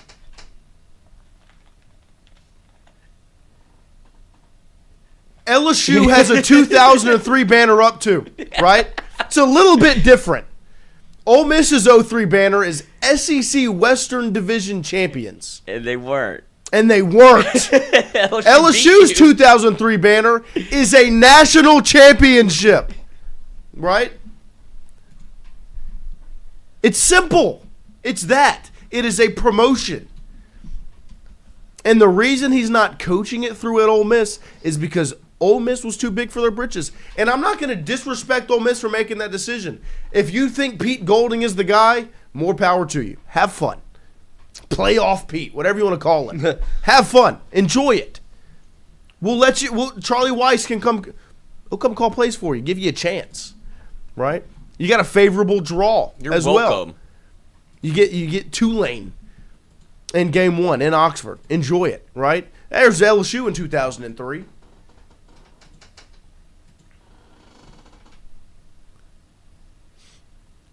This whole story, this whole song is going to change very, very soon, right? It's a job promotion. Until you can learn to accept it, you're going to continue to be confused about why Lane Kiffin would leave Ole Miss for LSU. But when you open your eyes and you really look at the two places for what they are, you'll understand it, I promise.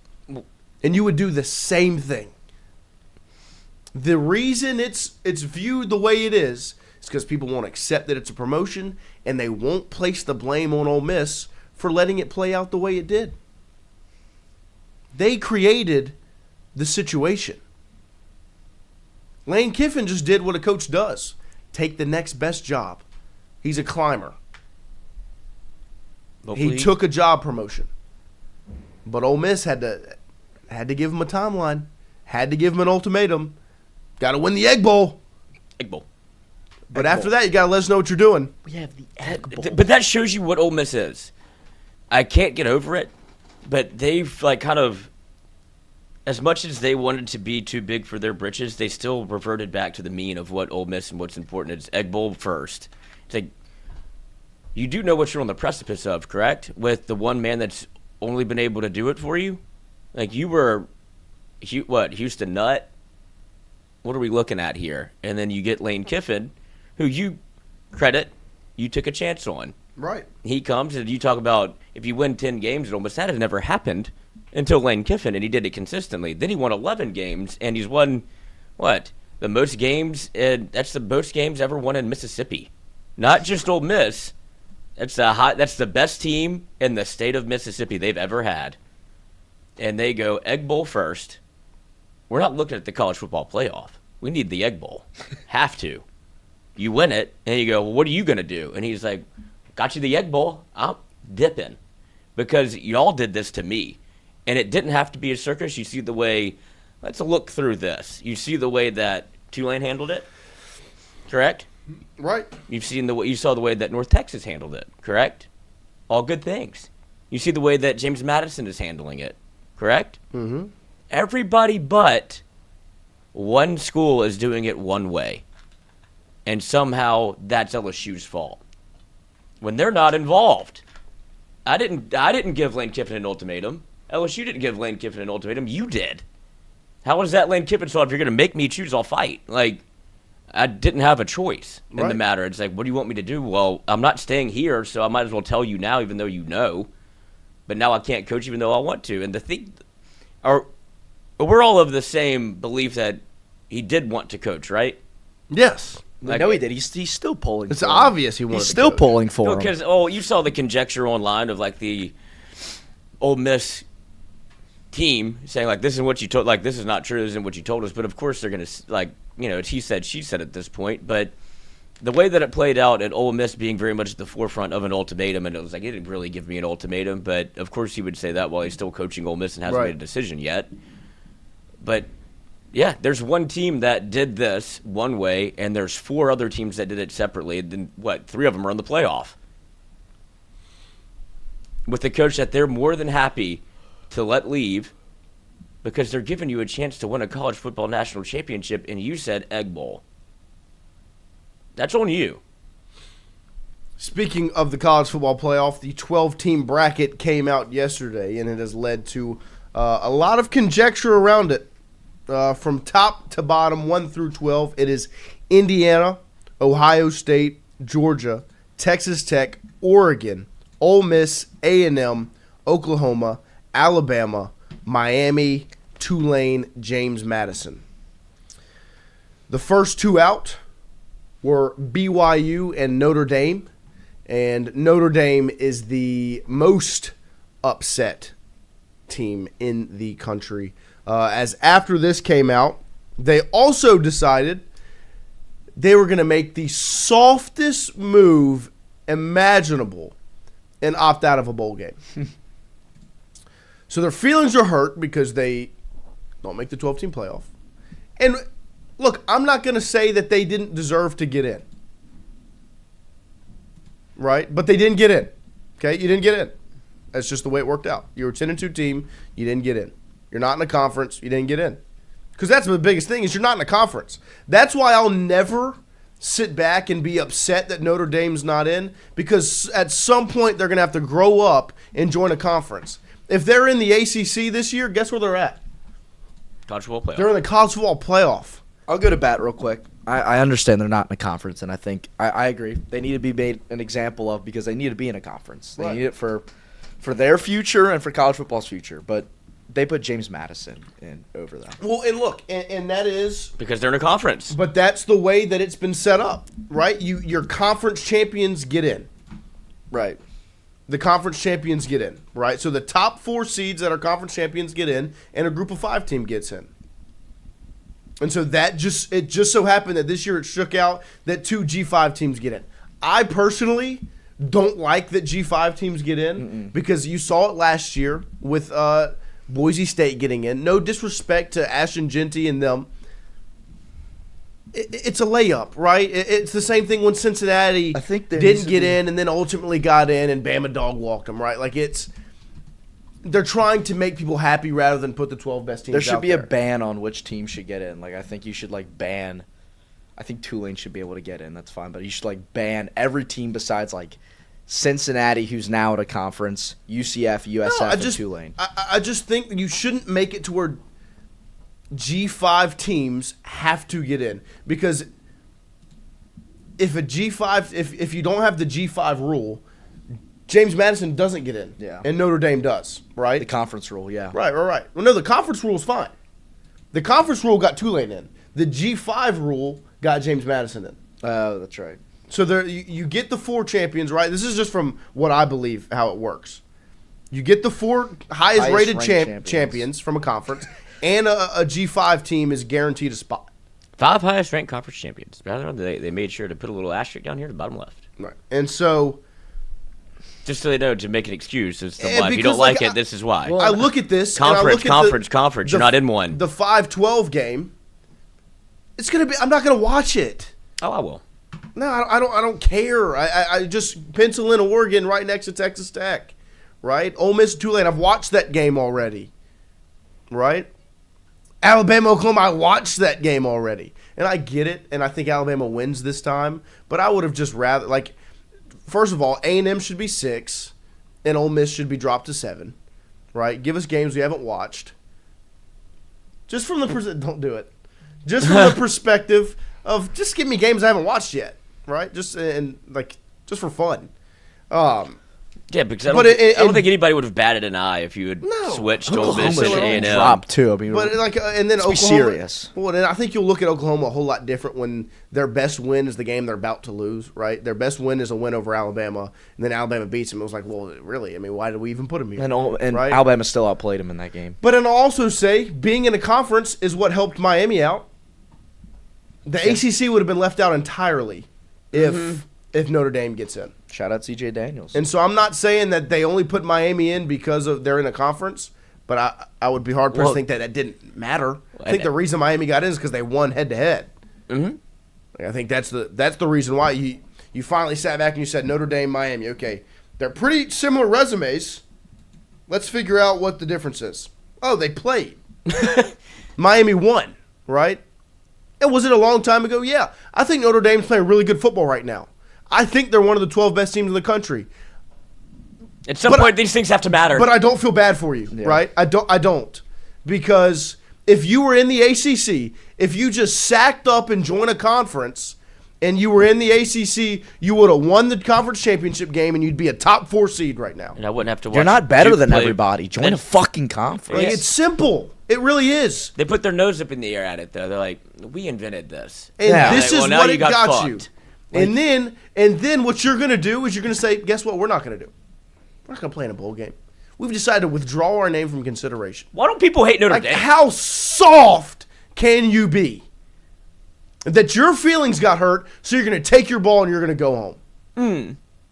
It's disgusting, man. I get it. You're upset. It is like that. You should have gotten in, right? I get it. You are one of the 12 best teams in the country. I agree. You didn't. So guess what you can do? You can prove a point. Georgia in 2023, they were undefeated, the number 1 team in the country, lost in the SEC championship game and got dropped out. Maybe they weren't undefeated. Maybe they had one loss. But whatever. They were the number 1 team in the country, lost in the SEC championship game to Alabama and dropped out. And then they went and dog-walked Florida in the bowl game. Florida State. Right? But the what you brakes did off of 'em. was you were playing basketball against your friend down the street, and he blocked your shot, and instead of getting the ball back and taking it back up top, you picked it up and you ran to your mom. You were the last kid to get drafted. It's embarrassing, man. It really is. I get it. You're one of the 12 best teams in the country. I agree. But you're not in a conference, and until you join one, I won't feel bad for you ever. Yeah, you need to join a gang so you can play your basketball with your friends. I mean, if it's a bunch of friend groups playing basketball, Or gangs. and you're the odd man out, they're probably not going to pick you because they're going to pick their buddies, right? Join a conference. If you're in the ACC, you're in. Join a gang. It really is that simple. If you were in the Atlantic Coast Conference, like you were back in what year did they do that? Did they play? Well, they're in a ACC? they're in a 2020. conference for 2020. basketball and All right. baseball. If you were in the conference for football, if you played in the ACC, you would be in the national championship. They're in the game. Big I East. believe that year they made the playoff, right? And they won the ACC. Am I correct? Yes. They won the ACC and got in. They didn't win the ACC, But they got in. Playoff, yeah. But they went to playoff. Join the ACC, you're in. Simple as that. And right? also what this is, because now you mentioned 2023, there is no way in the wide world of fuck that Georgia should not have gotten in. But you know what it did? It opened the door for expansion. Because how Right. can you have they were undefeated going into that number 1 team in the country all year. Right. Lose by 3 in the SEC championship. You got punished for playing a game I shouldn't even have to play. But it's, we just don't have enough spots. We have to get Washington in. We have to get Michigan in. Coming off We have to get back-to-back national championships. championships. Going for a three-peat. Yeah. Very well could have. Yep. But no, this is becoming you're taming the sport. Right. We don't want this. We want parity. We want to see somebody else do it. And what do? You clear the way for Michigan to win it. Right? And you get to see Washington. Now you have, Steve Sarkisian. That's fun. You get to see DeBoer like, look at Washington. And you see, Harbaugh. Now he's going to leave for this is rigged. But it opened the door for there's no way you can leave Georgia out. Right. Right? So it opened the door for expansion. Then it opened the door for expansion again. That's all this Notre Dame thing is. Of course. It's opening the door to piss off the right amount of people and the right people that will say, what do we have to do so this never happens again? Same thing with Florida State. Whenever they had their quarterback get hurt, and it goes, you're undefeated, can't get in. There's a material change. You can't win without your quarterback. Too bad, so sad. Take your ball. Yep. Notre Dame, you're not in a conference. You lost a head-to-head. Who can we piss off the most? Who's going to get more upset, Miami fans or Notre Dame fans, which are national, across the globe? Right. Catholics. Hey, there's nothing wrong with that. That's not the bad Well, part. there's a lot wrong with it, but that's okay.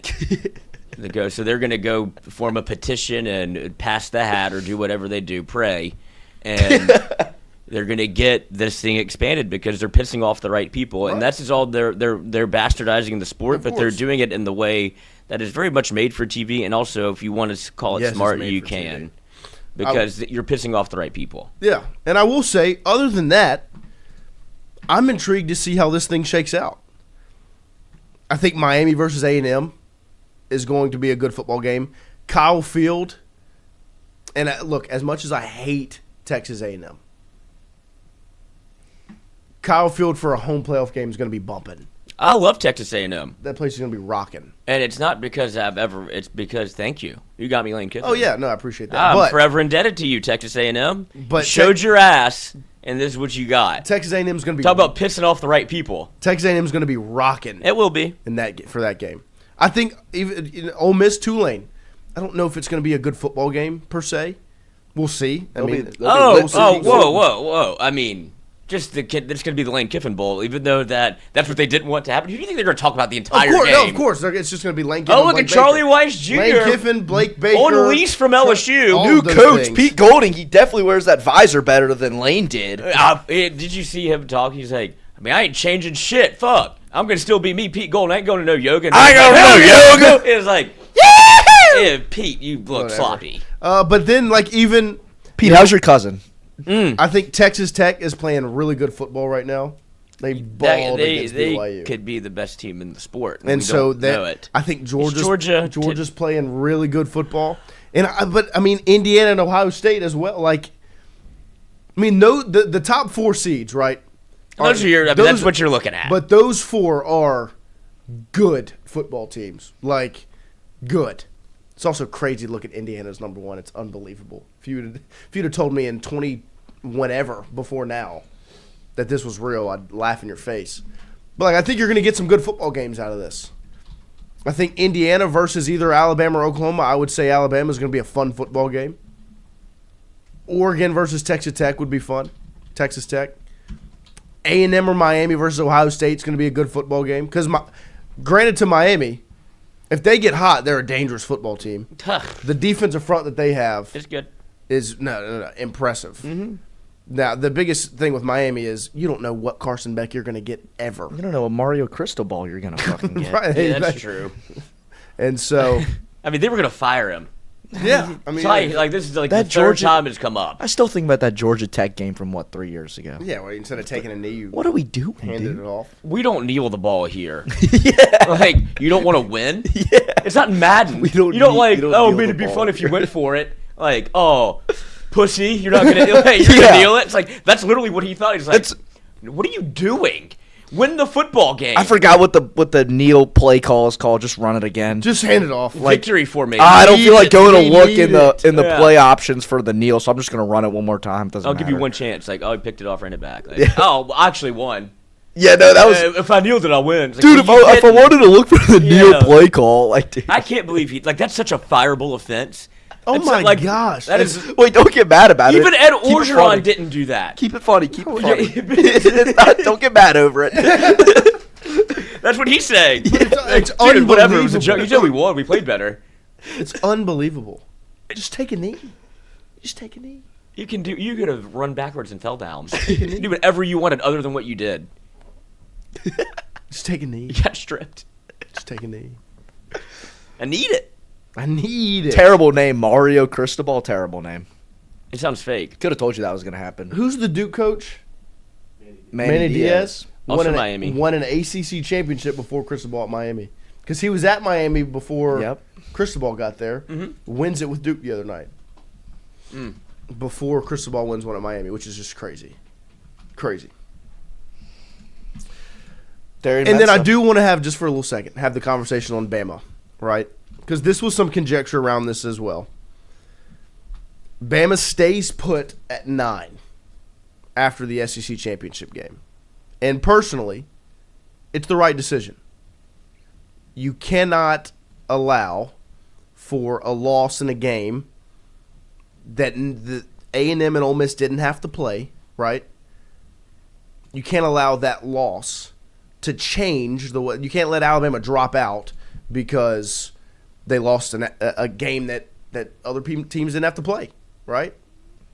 They earned a spot in the SEC championship game. They can't be penalized for that. I will say, however, the only reason that it's a conversation is because they looked disgusting against Georgia. Well, and because BYU got dropped out. Yeah, BYU also had to play a conference championship. right. But game. were they in? They were They were on the outside looking. Oh, they weren't at 11. They were in 11, but they weren't technically in the. Because even at 11, Okay. the G5, right, yeah, those right. things happen. I do think that if anybody, they couldn't put Vanderbilt in because you didn't play in the SEC championship. God, I wish Vanderbilt was in. And They should have made that it would be over six. JMU. 6 of the 12 teams would be SEC teams. They don't want that. They Right. have to get an ACC team. Oh no, we're just going. Pavia needs to be in the playoff. No, he doesn't. No, well, that's why. That's why he needs to be in the I know. playoff. I get it. But I would have put Vanderbilt in over Miami. JMU, Tulane, Miami, and Notre Dame. Yeah. I'd have put Vanderbilt in. They're in a conference. They've played an SEC schedule. And maybe even Alabama, even though they won the head-to-head. Even though they won the head-to-head. But in the last 3 years, there's been 16 conference championship game losers that were ranked in the CFP top 25 entering the game.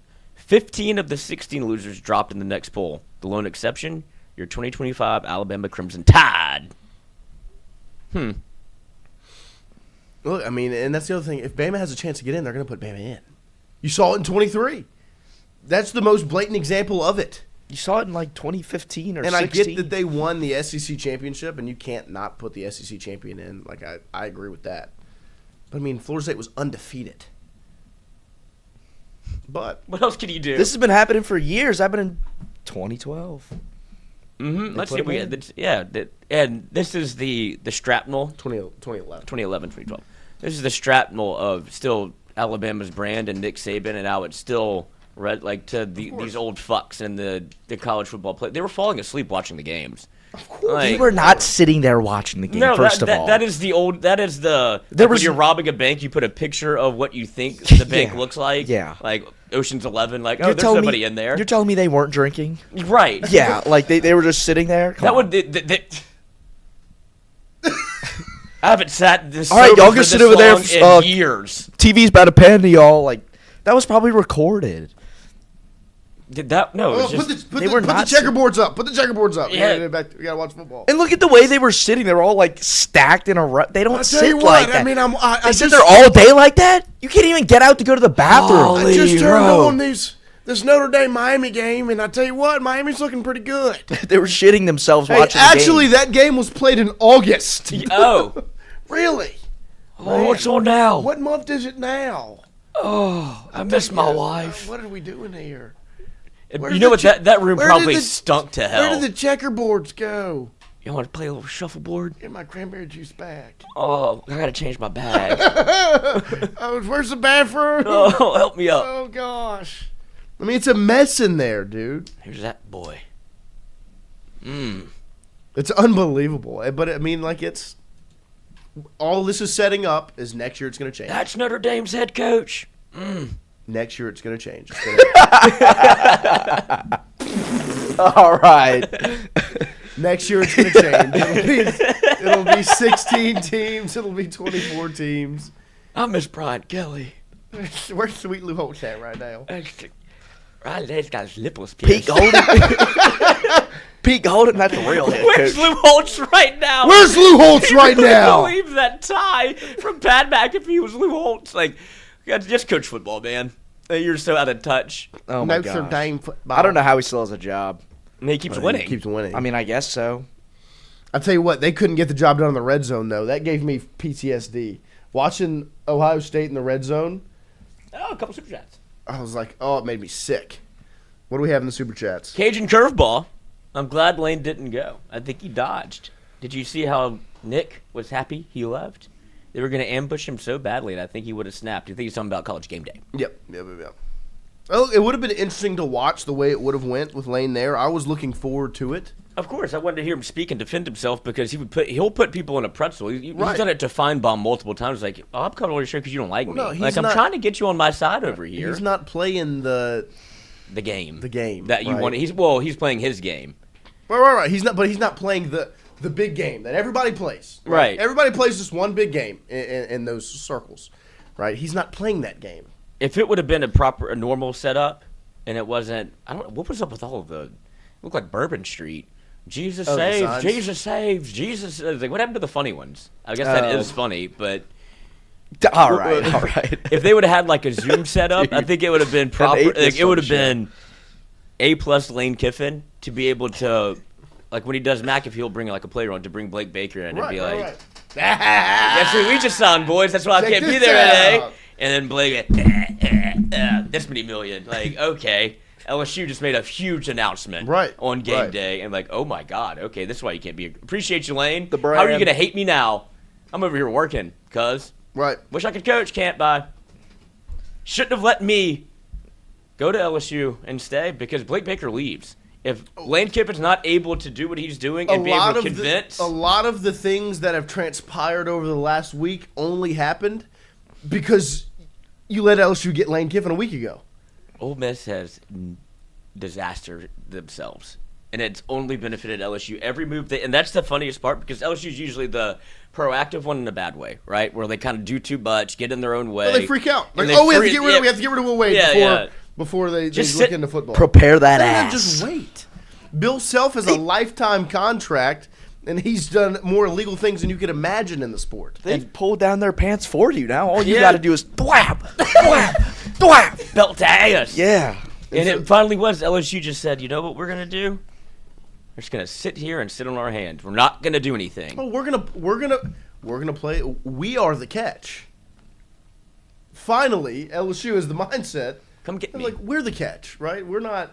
Got some Oh no! confidence. We didn't. No, don't leave us. No. We It have used do to be this. bartender. I'm Samantha. Oh, not us, buddy. It's like, what's happening to LSU? What are you doing over there?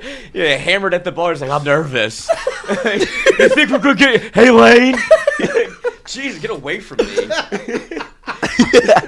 But now what you are is you're the guy from the Dos Equis commercial. You're the most interesting man in the world. Alright. Like, oh, I mean, What's your name again? I mean, Lane, you could come hang out here if you'd like. Yeah. Wait, who are you again? Bag. And LSU, Bring bag. LSU finally played it cool, and it's turned into, it's working. And it's Ole Miss was happening. the shit-faced man at the Yes, bar. yes. Oh, get him out of here. Wait, you're leaving? Yeah.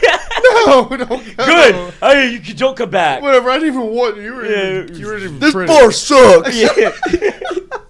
Never mind. Anyway. It's funny. Everybody's witnessed that person before. Some people have been that person. Was that person? Yeah. Push-ups on the stream. Push-ups on the street. You were, yeah. Man. Also, what happened over the weekend, LSU men's and women's basketball played basketball yesterday. And Chris, what is that face? I just Women's knew it. basketball gets a big win over UNO, gets another 100-point game. They balled out. They looked very, very good.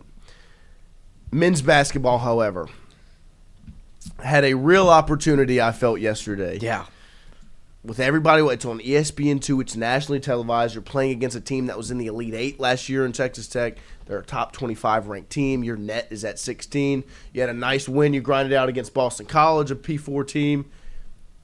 This really could have And, man, it really could have jump-started you. jump-started it, got the fan base, because they also have a really good opportunity this weekend on Saturday with LSU women's basketball playing first and then playing second, having some of the fan base stick around, right? Watch LSU versus SMU, which is another Power 4 game. There could have been some real excitement around it, and I still think there will be, but it just sucks you couldn't capitalize on the opportunity that was there yesterday. And looking at that basketball game specifically, they didn't come out with the energy and the mindset that you need in a game like that, and Texas Tech did. And now, credit to Texas Tech, they made shots. I don't even think it was a mindset thing. When LSU can't shoot, they're going to lose, and they're Right. going to lose bad. Right, and what happened at the start of the game, LSU was 1 for 5 from 3, Tech was 4 for 5 from 3. And at that point, it was 18-9. So you were down 3 points. They made 3 more threes than you, right? They made shots. LSU didn't. And that turned into Tamba gets 3 fouls in the first half. And Nwoko gets in foul trouble. He ends with 4 fouls. And Thomas only shot 5 for 14 from the field. You know, like you couldn't make shots. Sutton was 0 for 4 from 3. McKinnon 0 for 5 from 3. That'll really kill Thomas you. 1 for 4 from 3. If McKinnon's not over 40%, that- you're going to lose. That'll kill you. You know, like it's hard to recover from that. Didon Thomas had 1 assist, and that's because they weren't making shots. And also, a part of what happened in the first half that really led to the snowball that got Texas Tech going was they had some bad offensive possessions where Texas Tech would hit a 3, you'd get a Thomas drive, kick out, 1 pass 3, right? And this is where basketball can be similar to football, where if you just give up a long-winded drive defensively, right? If you just play defense and you give up a 3 or you give up an offensive rebound, kick out 3 or something, where you're working hard on defense, the one thing you don't want to do when you get back on offense is a 1-pass shot, right? Early in the shot clock, not working anything. And they did that multiple times at the start of that basketball game that just that leads to the snowball of how Texas Tech got out to such a big lead. Because really, you started to play better basketball in the second half. Sutton started to get going a little bit, and he was scoring at the rim, and he looked more comfortable, made a couple of shots. But you got out to – you let Texas Tech get so hot at the start of that basketball game because they were taking warm-up threes. They were stepping into wide-open shots. They were swinging the ball around and getting easy shots at the start of the basketball game in the first half because that's where the game was lost in the first half. LSU had to work their tail off for shots, and they weren't making them. And Texas Tech was getting easier shots and making them, right?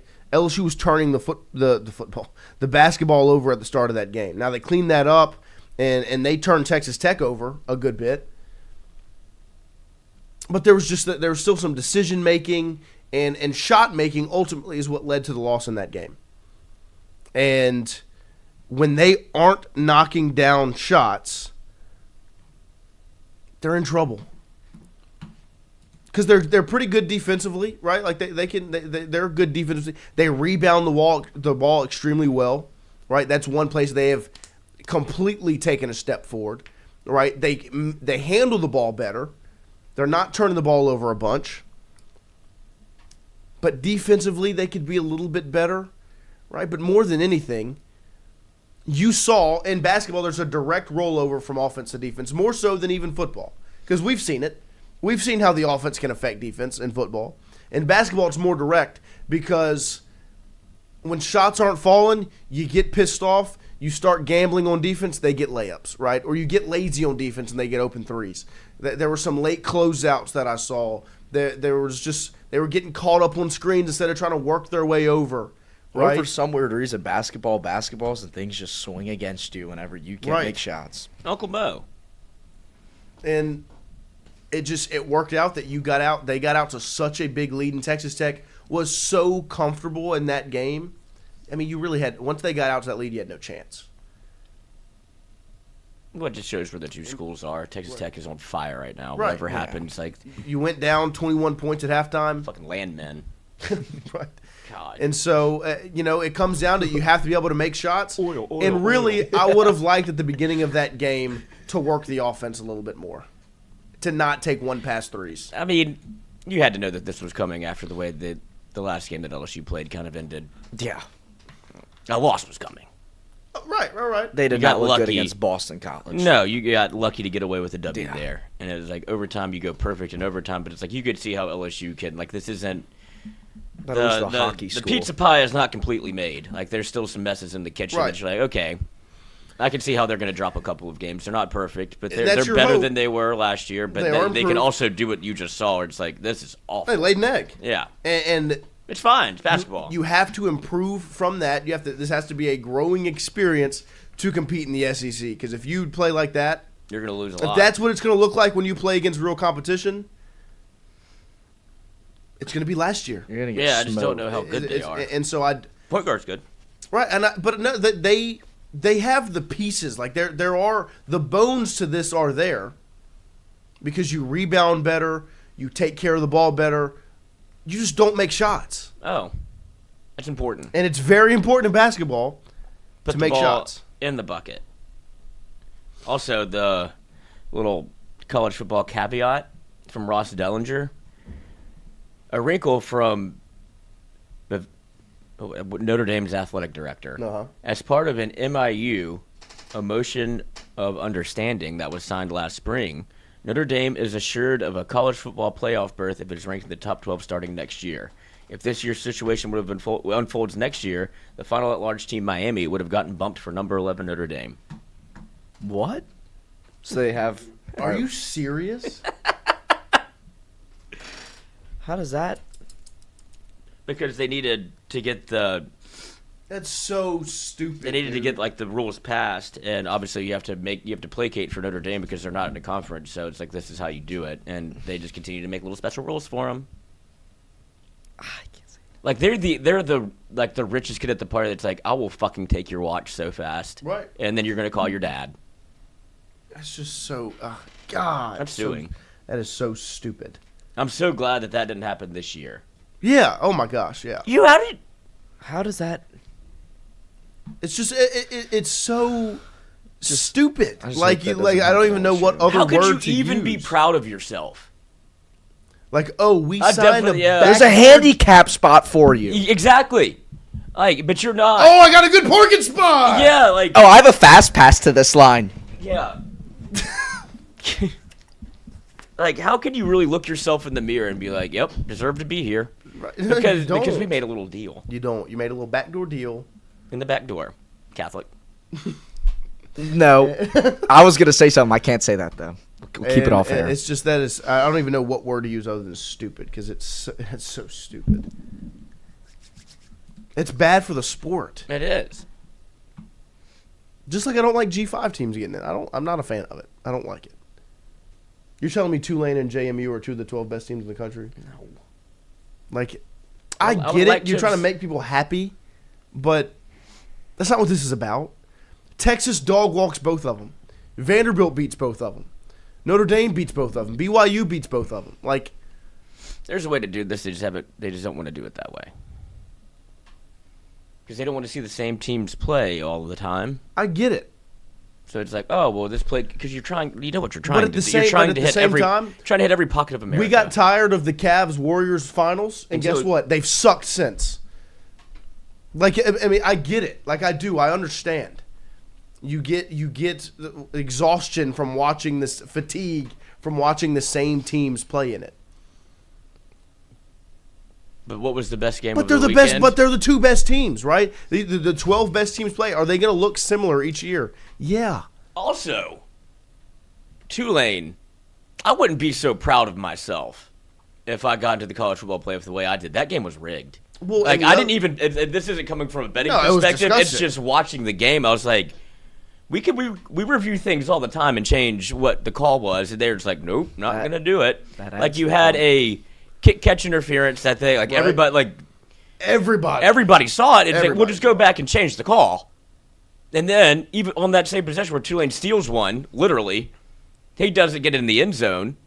And they're like, I can't tell. Lots of bodies. Touchdown. I'm like, okay. And then you go even farther.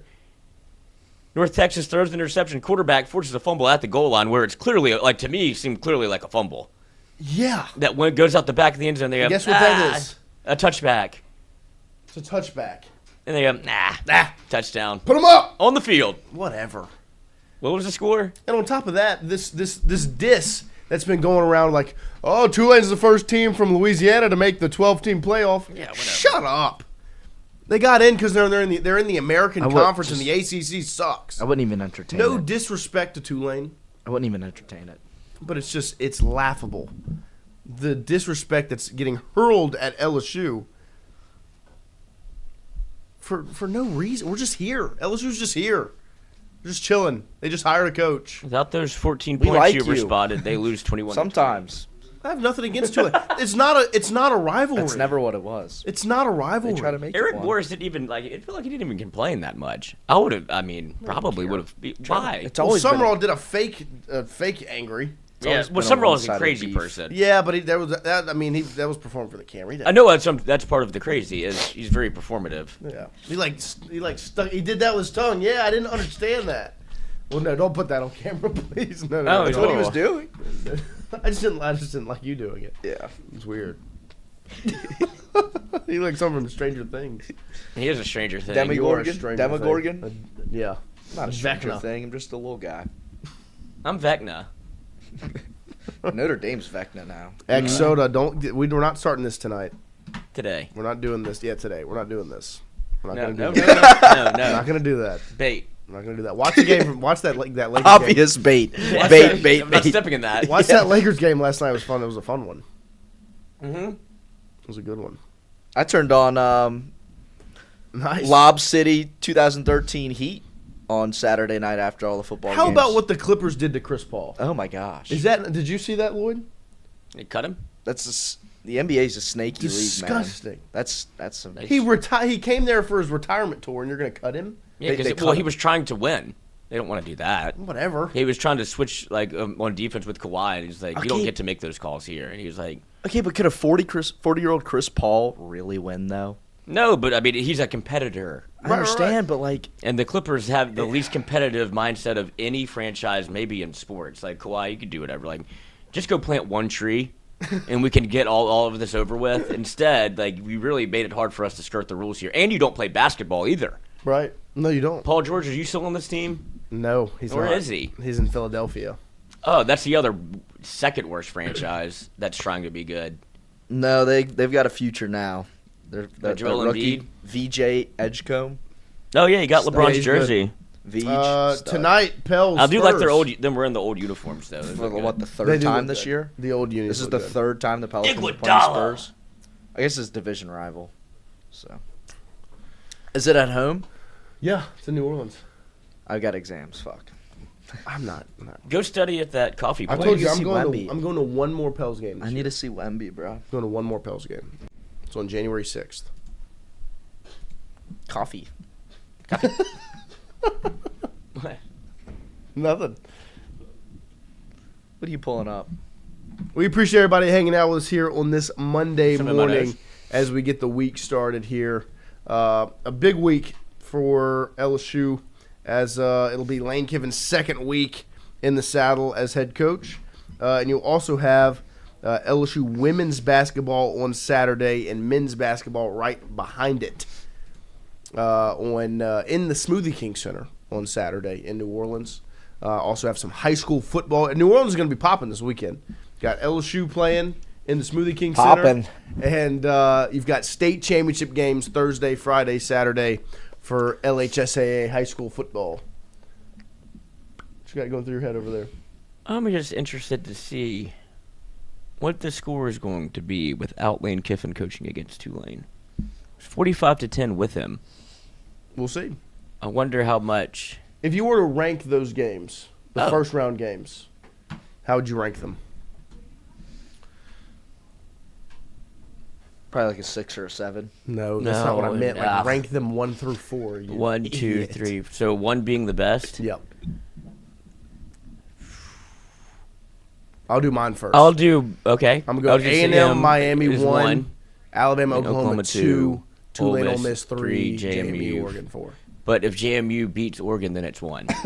Well, yeah. I mean, it's subject to change. Yeah, It that's is. the best potential. But JMU's a high school football team. I don't know, dude. They keep winning. JMU would lose the car. Probably. They'd be confusing because their uniforms look very similar. That is true. Who's who? And Billy Napier. I think Alabama, New head Oklahoma. coach at Like, JMU. should Oklahoma really be in? No. I mean, I get why they are. Like they're 10-2. They've Texas got LSU could have really spoiled some of this. Right. Texas should be in. You Vandy lost. should I guess be if in. you're Vandy should LSU, be if you wanted to do like if Brian Kelly was your head coach and you would to go through like you lost to 1, 2, 3, 4 playoff teams. Yeah, you did lose to 4 playoff teams.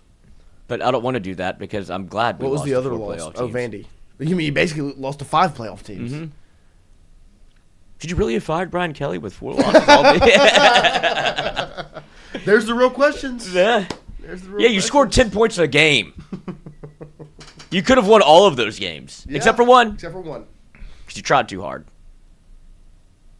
I can't believe JMU Oregon got the night game. Like I get that it's on the West Coast and it'll be at 7:30 p.m. kick on TV here, which means it's 5:30 there, whatever. Was Ole Miss playing during the day? Yeah, 2:30. Oh, that's not bad. At least it's not 11. The A&M game's at noon. That's the first game of the day. When's Oklahoma, Alabama? The night before, right? Oh, yeah. Thursday or Friday How night. is JMU in the playoff? It's not even like a UCF or a Cincinnati or a. It's JMU. They've been really good the last 2 It's years. a basketball school. No, I they're a think. football school now. Football school, I guess. They used to be. What are they? They're a softball school. Shout out Gage. They lost to Louisville, Who? JMU. So They did beat- Miami. They beat UL by Minus 10. 21.5. Yeah, give me They beat that. Washington State by 4. That'll be minus 48.5 in 2 quarters. This is crazy. It's a 21.5 They point beat spread. Georgia State by a touchdown, 14-7. They're in the playoff. JMU. Uh huh. Oh, now that we're actually uncovering the. I haven't watched them play Well, a of course second. not. But these is how What's their record? They have one loss. one loss to Louisville, but you beat. Oh, you're gonna trying piss me to off. yeah. Okay, so you played James Madison. So you lost to Louisville. You're 1-1. And you win. You 2-1, 3-1. You played Georgia State, won 14-7. You play UL Lafayette at home, win by 10. They're not good. Then you blow out Old Dominion. You blow out Texas State. You beat Marshall by 12. You blow out App State. They're not good. You beat Washington State by 4. Ugh. Like what's your win? You just didn't lose except for the one. You beat Coastal Carolina. Oh, you won. You won the. You're the highest ranked G5 They have to get outside in. of Tulane. It's a guaranteed spot for the group of 5. Stupid. I mean, now Oregon is in the exact opposite spot of what they were last year, where they had to play Ohio State. Now they get the first round bye and a home game essentially. Then you get to play Texas Tech. Oregon's set up for a run if they want to make it. Yeah, I mean they have. I mean that's right. Texas Tech is still like a prove it, and people like what I saw was very really impressive. good. But I mean they played the Big 12. I'll be interested to see if any team sold their souls, like a humiliation ritual. Like if Ole Miss could have sold their souls if they get beat by Tulane. It's a humiliation ritual. And for then, what? Oh, for the future. Yeah. I mean, look at Zion. You thought he sold his soul, but nope, was not in that business. Would you want him to? Yeah. I mean, I thought Master P was going to teach him how, but it didn't happen. Did you see Master P shooting with Lethal Shooter? Yeah, I did. That Lethal Shooter, yeah, that was funny. Sold his soul. To shoot with Lethal Shooter probably did, yeah. Probably. I mean, he doesn't have a humiliation ritual, though, so I it might be understand okay. it now. Yeah. Oh, but that was kind of a... Yeah, maybe so. I understand it now. I think I understand it now. I think you understand it now. Why? You interested? Are we going to connect athletically? Please. What do you think it's about, the college football playoff? Probably.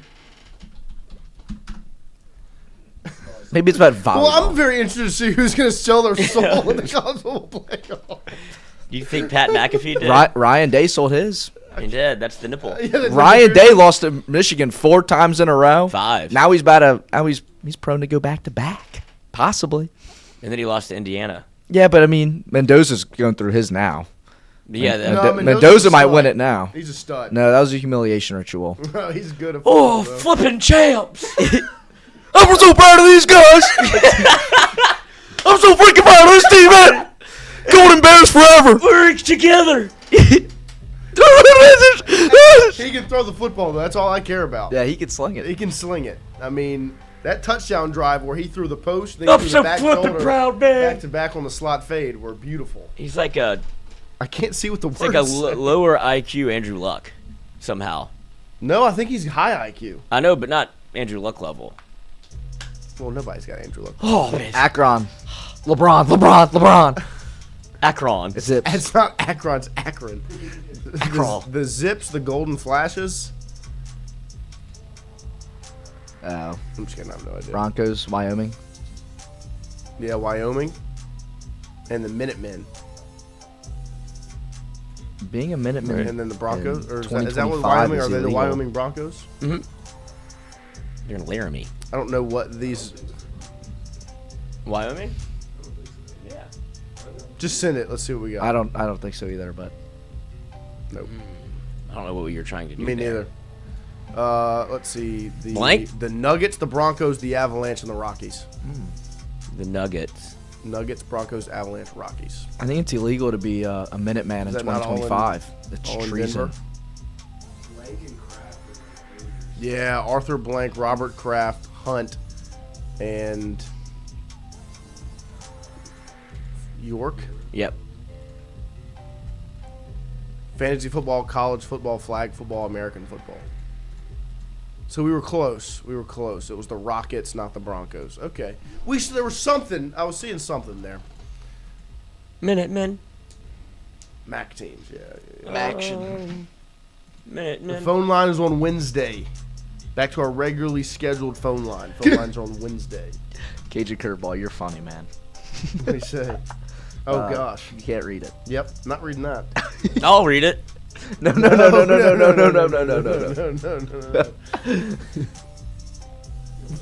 Oh wow. Not reading Is that true? Dude, I'm telling you, I thought it happened, but it didn't. Apparently, I mean, maybe it has. That He was needs to get humiliating. traded. I mean, yeah, that was humiliating. I mean, Everybody no, it saw her was, and was yeah. like, "That's what you're doing? Get it together." Well, being fat for years, I don't know. It just felt like he was on That's that what I, path. you know. Well, I mean, you take to certain apparatus. That's something happens.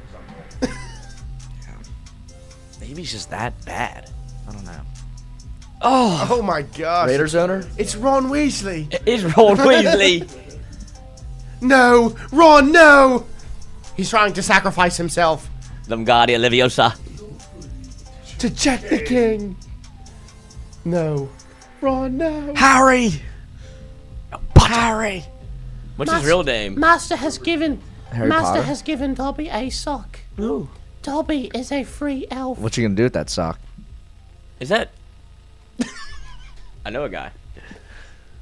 I don't know who the face is. Is though. that the? I believe it is to that- be. I recognize it, Me but I don't too. know. Is that the Brexit guy? The Prime Minister of England? No. Hugh Grant. Brexit. Blue. Brexit. Blue, the color blue. It was Does blue. look like And I'm Hugh pushing Grant. Brexit. It was blue. Hugh Grant. What was his name? What was the Prime Minister or something? Or Killed the Prime Minister of Who are Malaysia. you talking? What's his name that you're talking about? Of what? What's his name? The guy you're talking about? I've The got Brexit no guy. idea. I just know he's the Prime Minister of England. yeah. What's his name? Well done, James. What was his name? Probably like Brexit. Probably It's like blue. A beautiful blue card. probably something McGinnis or something. No. Which team won the Super Bowl the last season the Chiefs didn't make the playoffs? Boris Johnson. That was his name. Oh, were his fingers weird? It's just it's like the way The he Eagles. talks. The last season, the Chiefs, The Patriots. didn't make the playoffs. No, the year So before they've that. been making it. I mean, so the Mahomes season started in what? the Eagles. 18. They made a couple with Alex Smith. They made it the year before with Alex Smith, didn't they? Yep. Did they? It was 2016 champions. 16 was the Eagles, right? No, that was 17. It was the Patriots. 16 was the Patriots and the They want us to go Patriots though. Patriots are a safe. versus the Falcons. Yeah, Patriots are really they are a safe bet. They won every Super Bowl ever. That's why it's wrong. Bang. Despite 2 losses in the regular season, both 2005 and 2006, this school Notre was Dame. given BCS bowl bids in which they got beaten by double digits by Ohio State and LSU. Is it Notre Dame? It is? Yeah. That was Yeah, Marcus Russell. the greatest game I've ever seen. I was like, oh, He got drafted. I know that was. Brady Quinn was over there fighting for his life. Yeah. LSU had a bunch of dogs, and Notre Dame was like, "This is different. This sucks." Devery Henderson looked like the fastest man on the planet. Early, did you set which one was it? Devery or early? Early. It was early. Yeah, he's just running right by everyone. Tom Zbikowski, go back to boxing. Tim Duncan. The big fundamental. Baby. Timmy D. Snacks. Timmy. Who's the number 1 jelly bean seller in the world?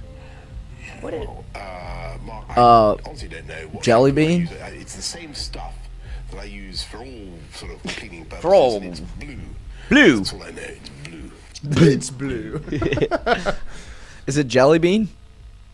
No, Jelly it's Belly. that one brand. Yeah, that's Jelly it. Belly. I mean, come on now. You don't like a jelly bean? I love a jelly bean. There's some bad flavors in there, though. Bean Boozled. You ever done that? No, yes. Where I it's don't like the- it. Nissan. Yeah, It's a no. scary game. Nissan? Yeah. Extra of Nissan that. Rogue. Nissan Rogue. It's blue. Television. Blue. The old extra of a Nissan Rogue. iCarly. Oh, yeah, that freak made her put that show together. Dan Schneider. Adam Sandler dramedy. Is this Spanglish? I think it's Click. Click. Remember the tits. Had to show off that slow motion somehow, and this is what we decided on. Neil Diamond. Neil Diamond, yeah. Sweet. Bah, bah, bah. What would you bomb more bombs? All right. We appreciate everybody hanging out with us here on this Monday morning as we make it right over 9 a.m. this morning. Christian, best of luck on finals. Yeah. Why, you have exams? Yeah. See, Christian's over here stressing what? Yeah, I mean, Yeah, I actually study. yeah. Yeah. What's an appellate court? Fuck if I know either. What finals do we have? What do you have? Some online crap. Online crap, love it. Some American government, polycom class. Appellate court. Think about it. What do you think it means? I don't know. I gotta go look at my What's study. okay? guide. The first word. Think about the first word. ChatGPT will tell me later. What's the first word? Say the first word from appellate court. Appel. It. Okay. So if you don't like something, If there's a ruling, right, that you disagree with, what could you do with said ruling? Appeal. So Appeal you at court. appeal shit in there? That's where Diddy is. He's appealing because he's locked up He's right appealing your clothes off. yeah. Oh, he is. now. Appealing my clothes. And this is how you're gonna remember it. Pun intended. Yeah, now you're gonna think about it. You're gonna say, Diddy. I think of Diddy anyway. Diddy. Can't you see? ChatGPT or Diddy? Diddy. Diddy. All right, delete one forever. ChatGPT or Diddy? ChatGPT. Yeah, you have to. I Can't think get rid- Diddy's learned his lesson. Or every. He's probably every- getting better at his craft. You're gonna love prison. I would. Oh my In god. Diddy's, in Diddy's prison. Could you imagine? Dude, it's definitely fun. okay, stop. We appreciate everybody tuning in. We'll be back tomorrow morning, 7 to 9 a.m. Mic'd up right Holly now. Bro. Holly Appreciate everybody. We'll see you Holly tomorrow. Bro. Holly Bro. He wants you to not like it.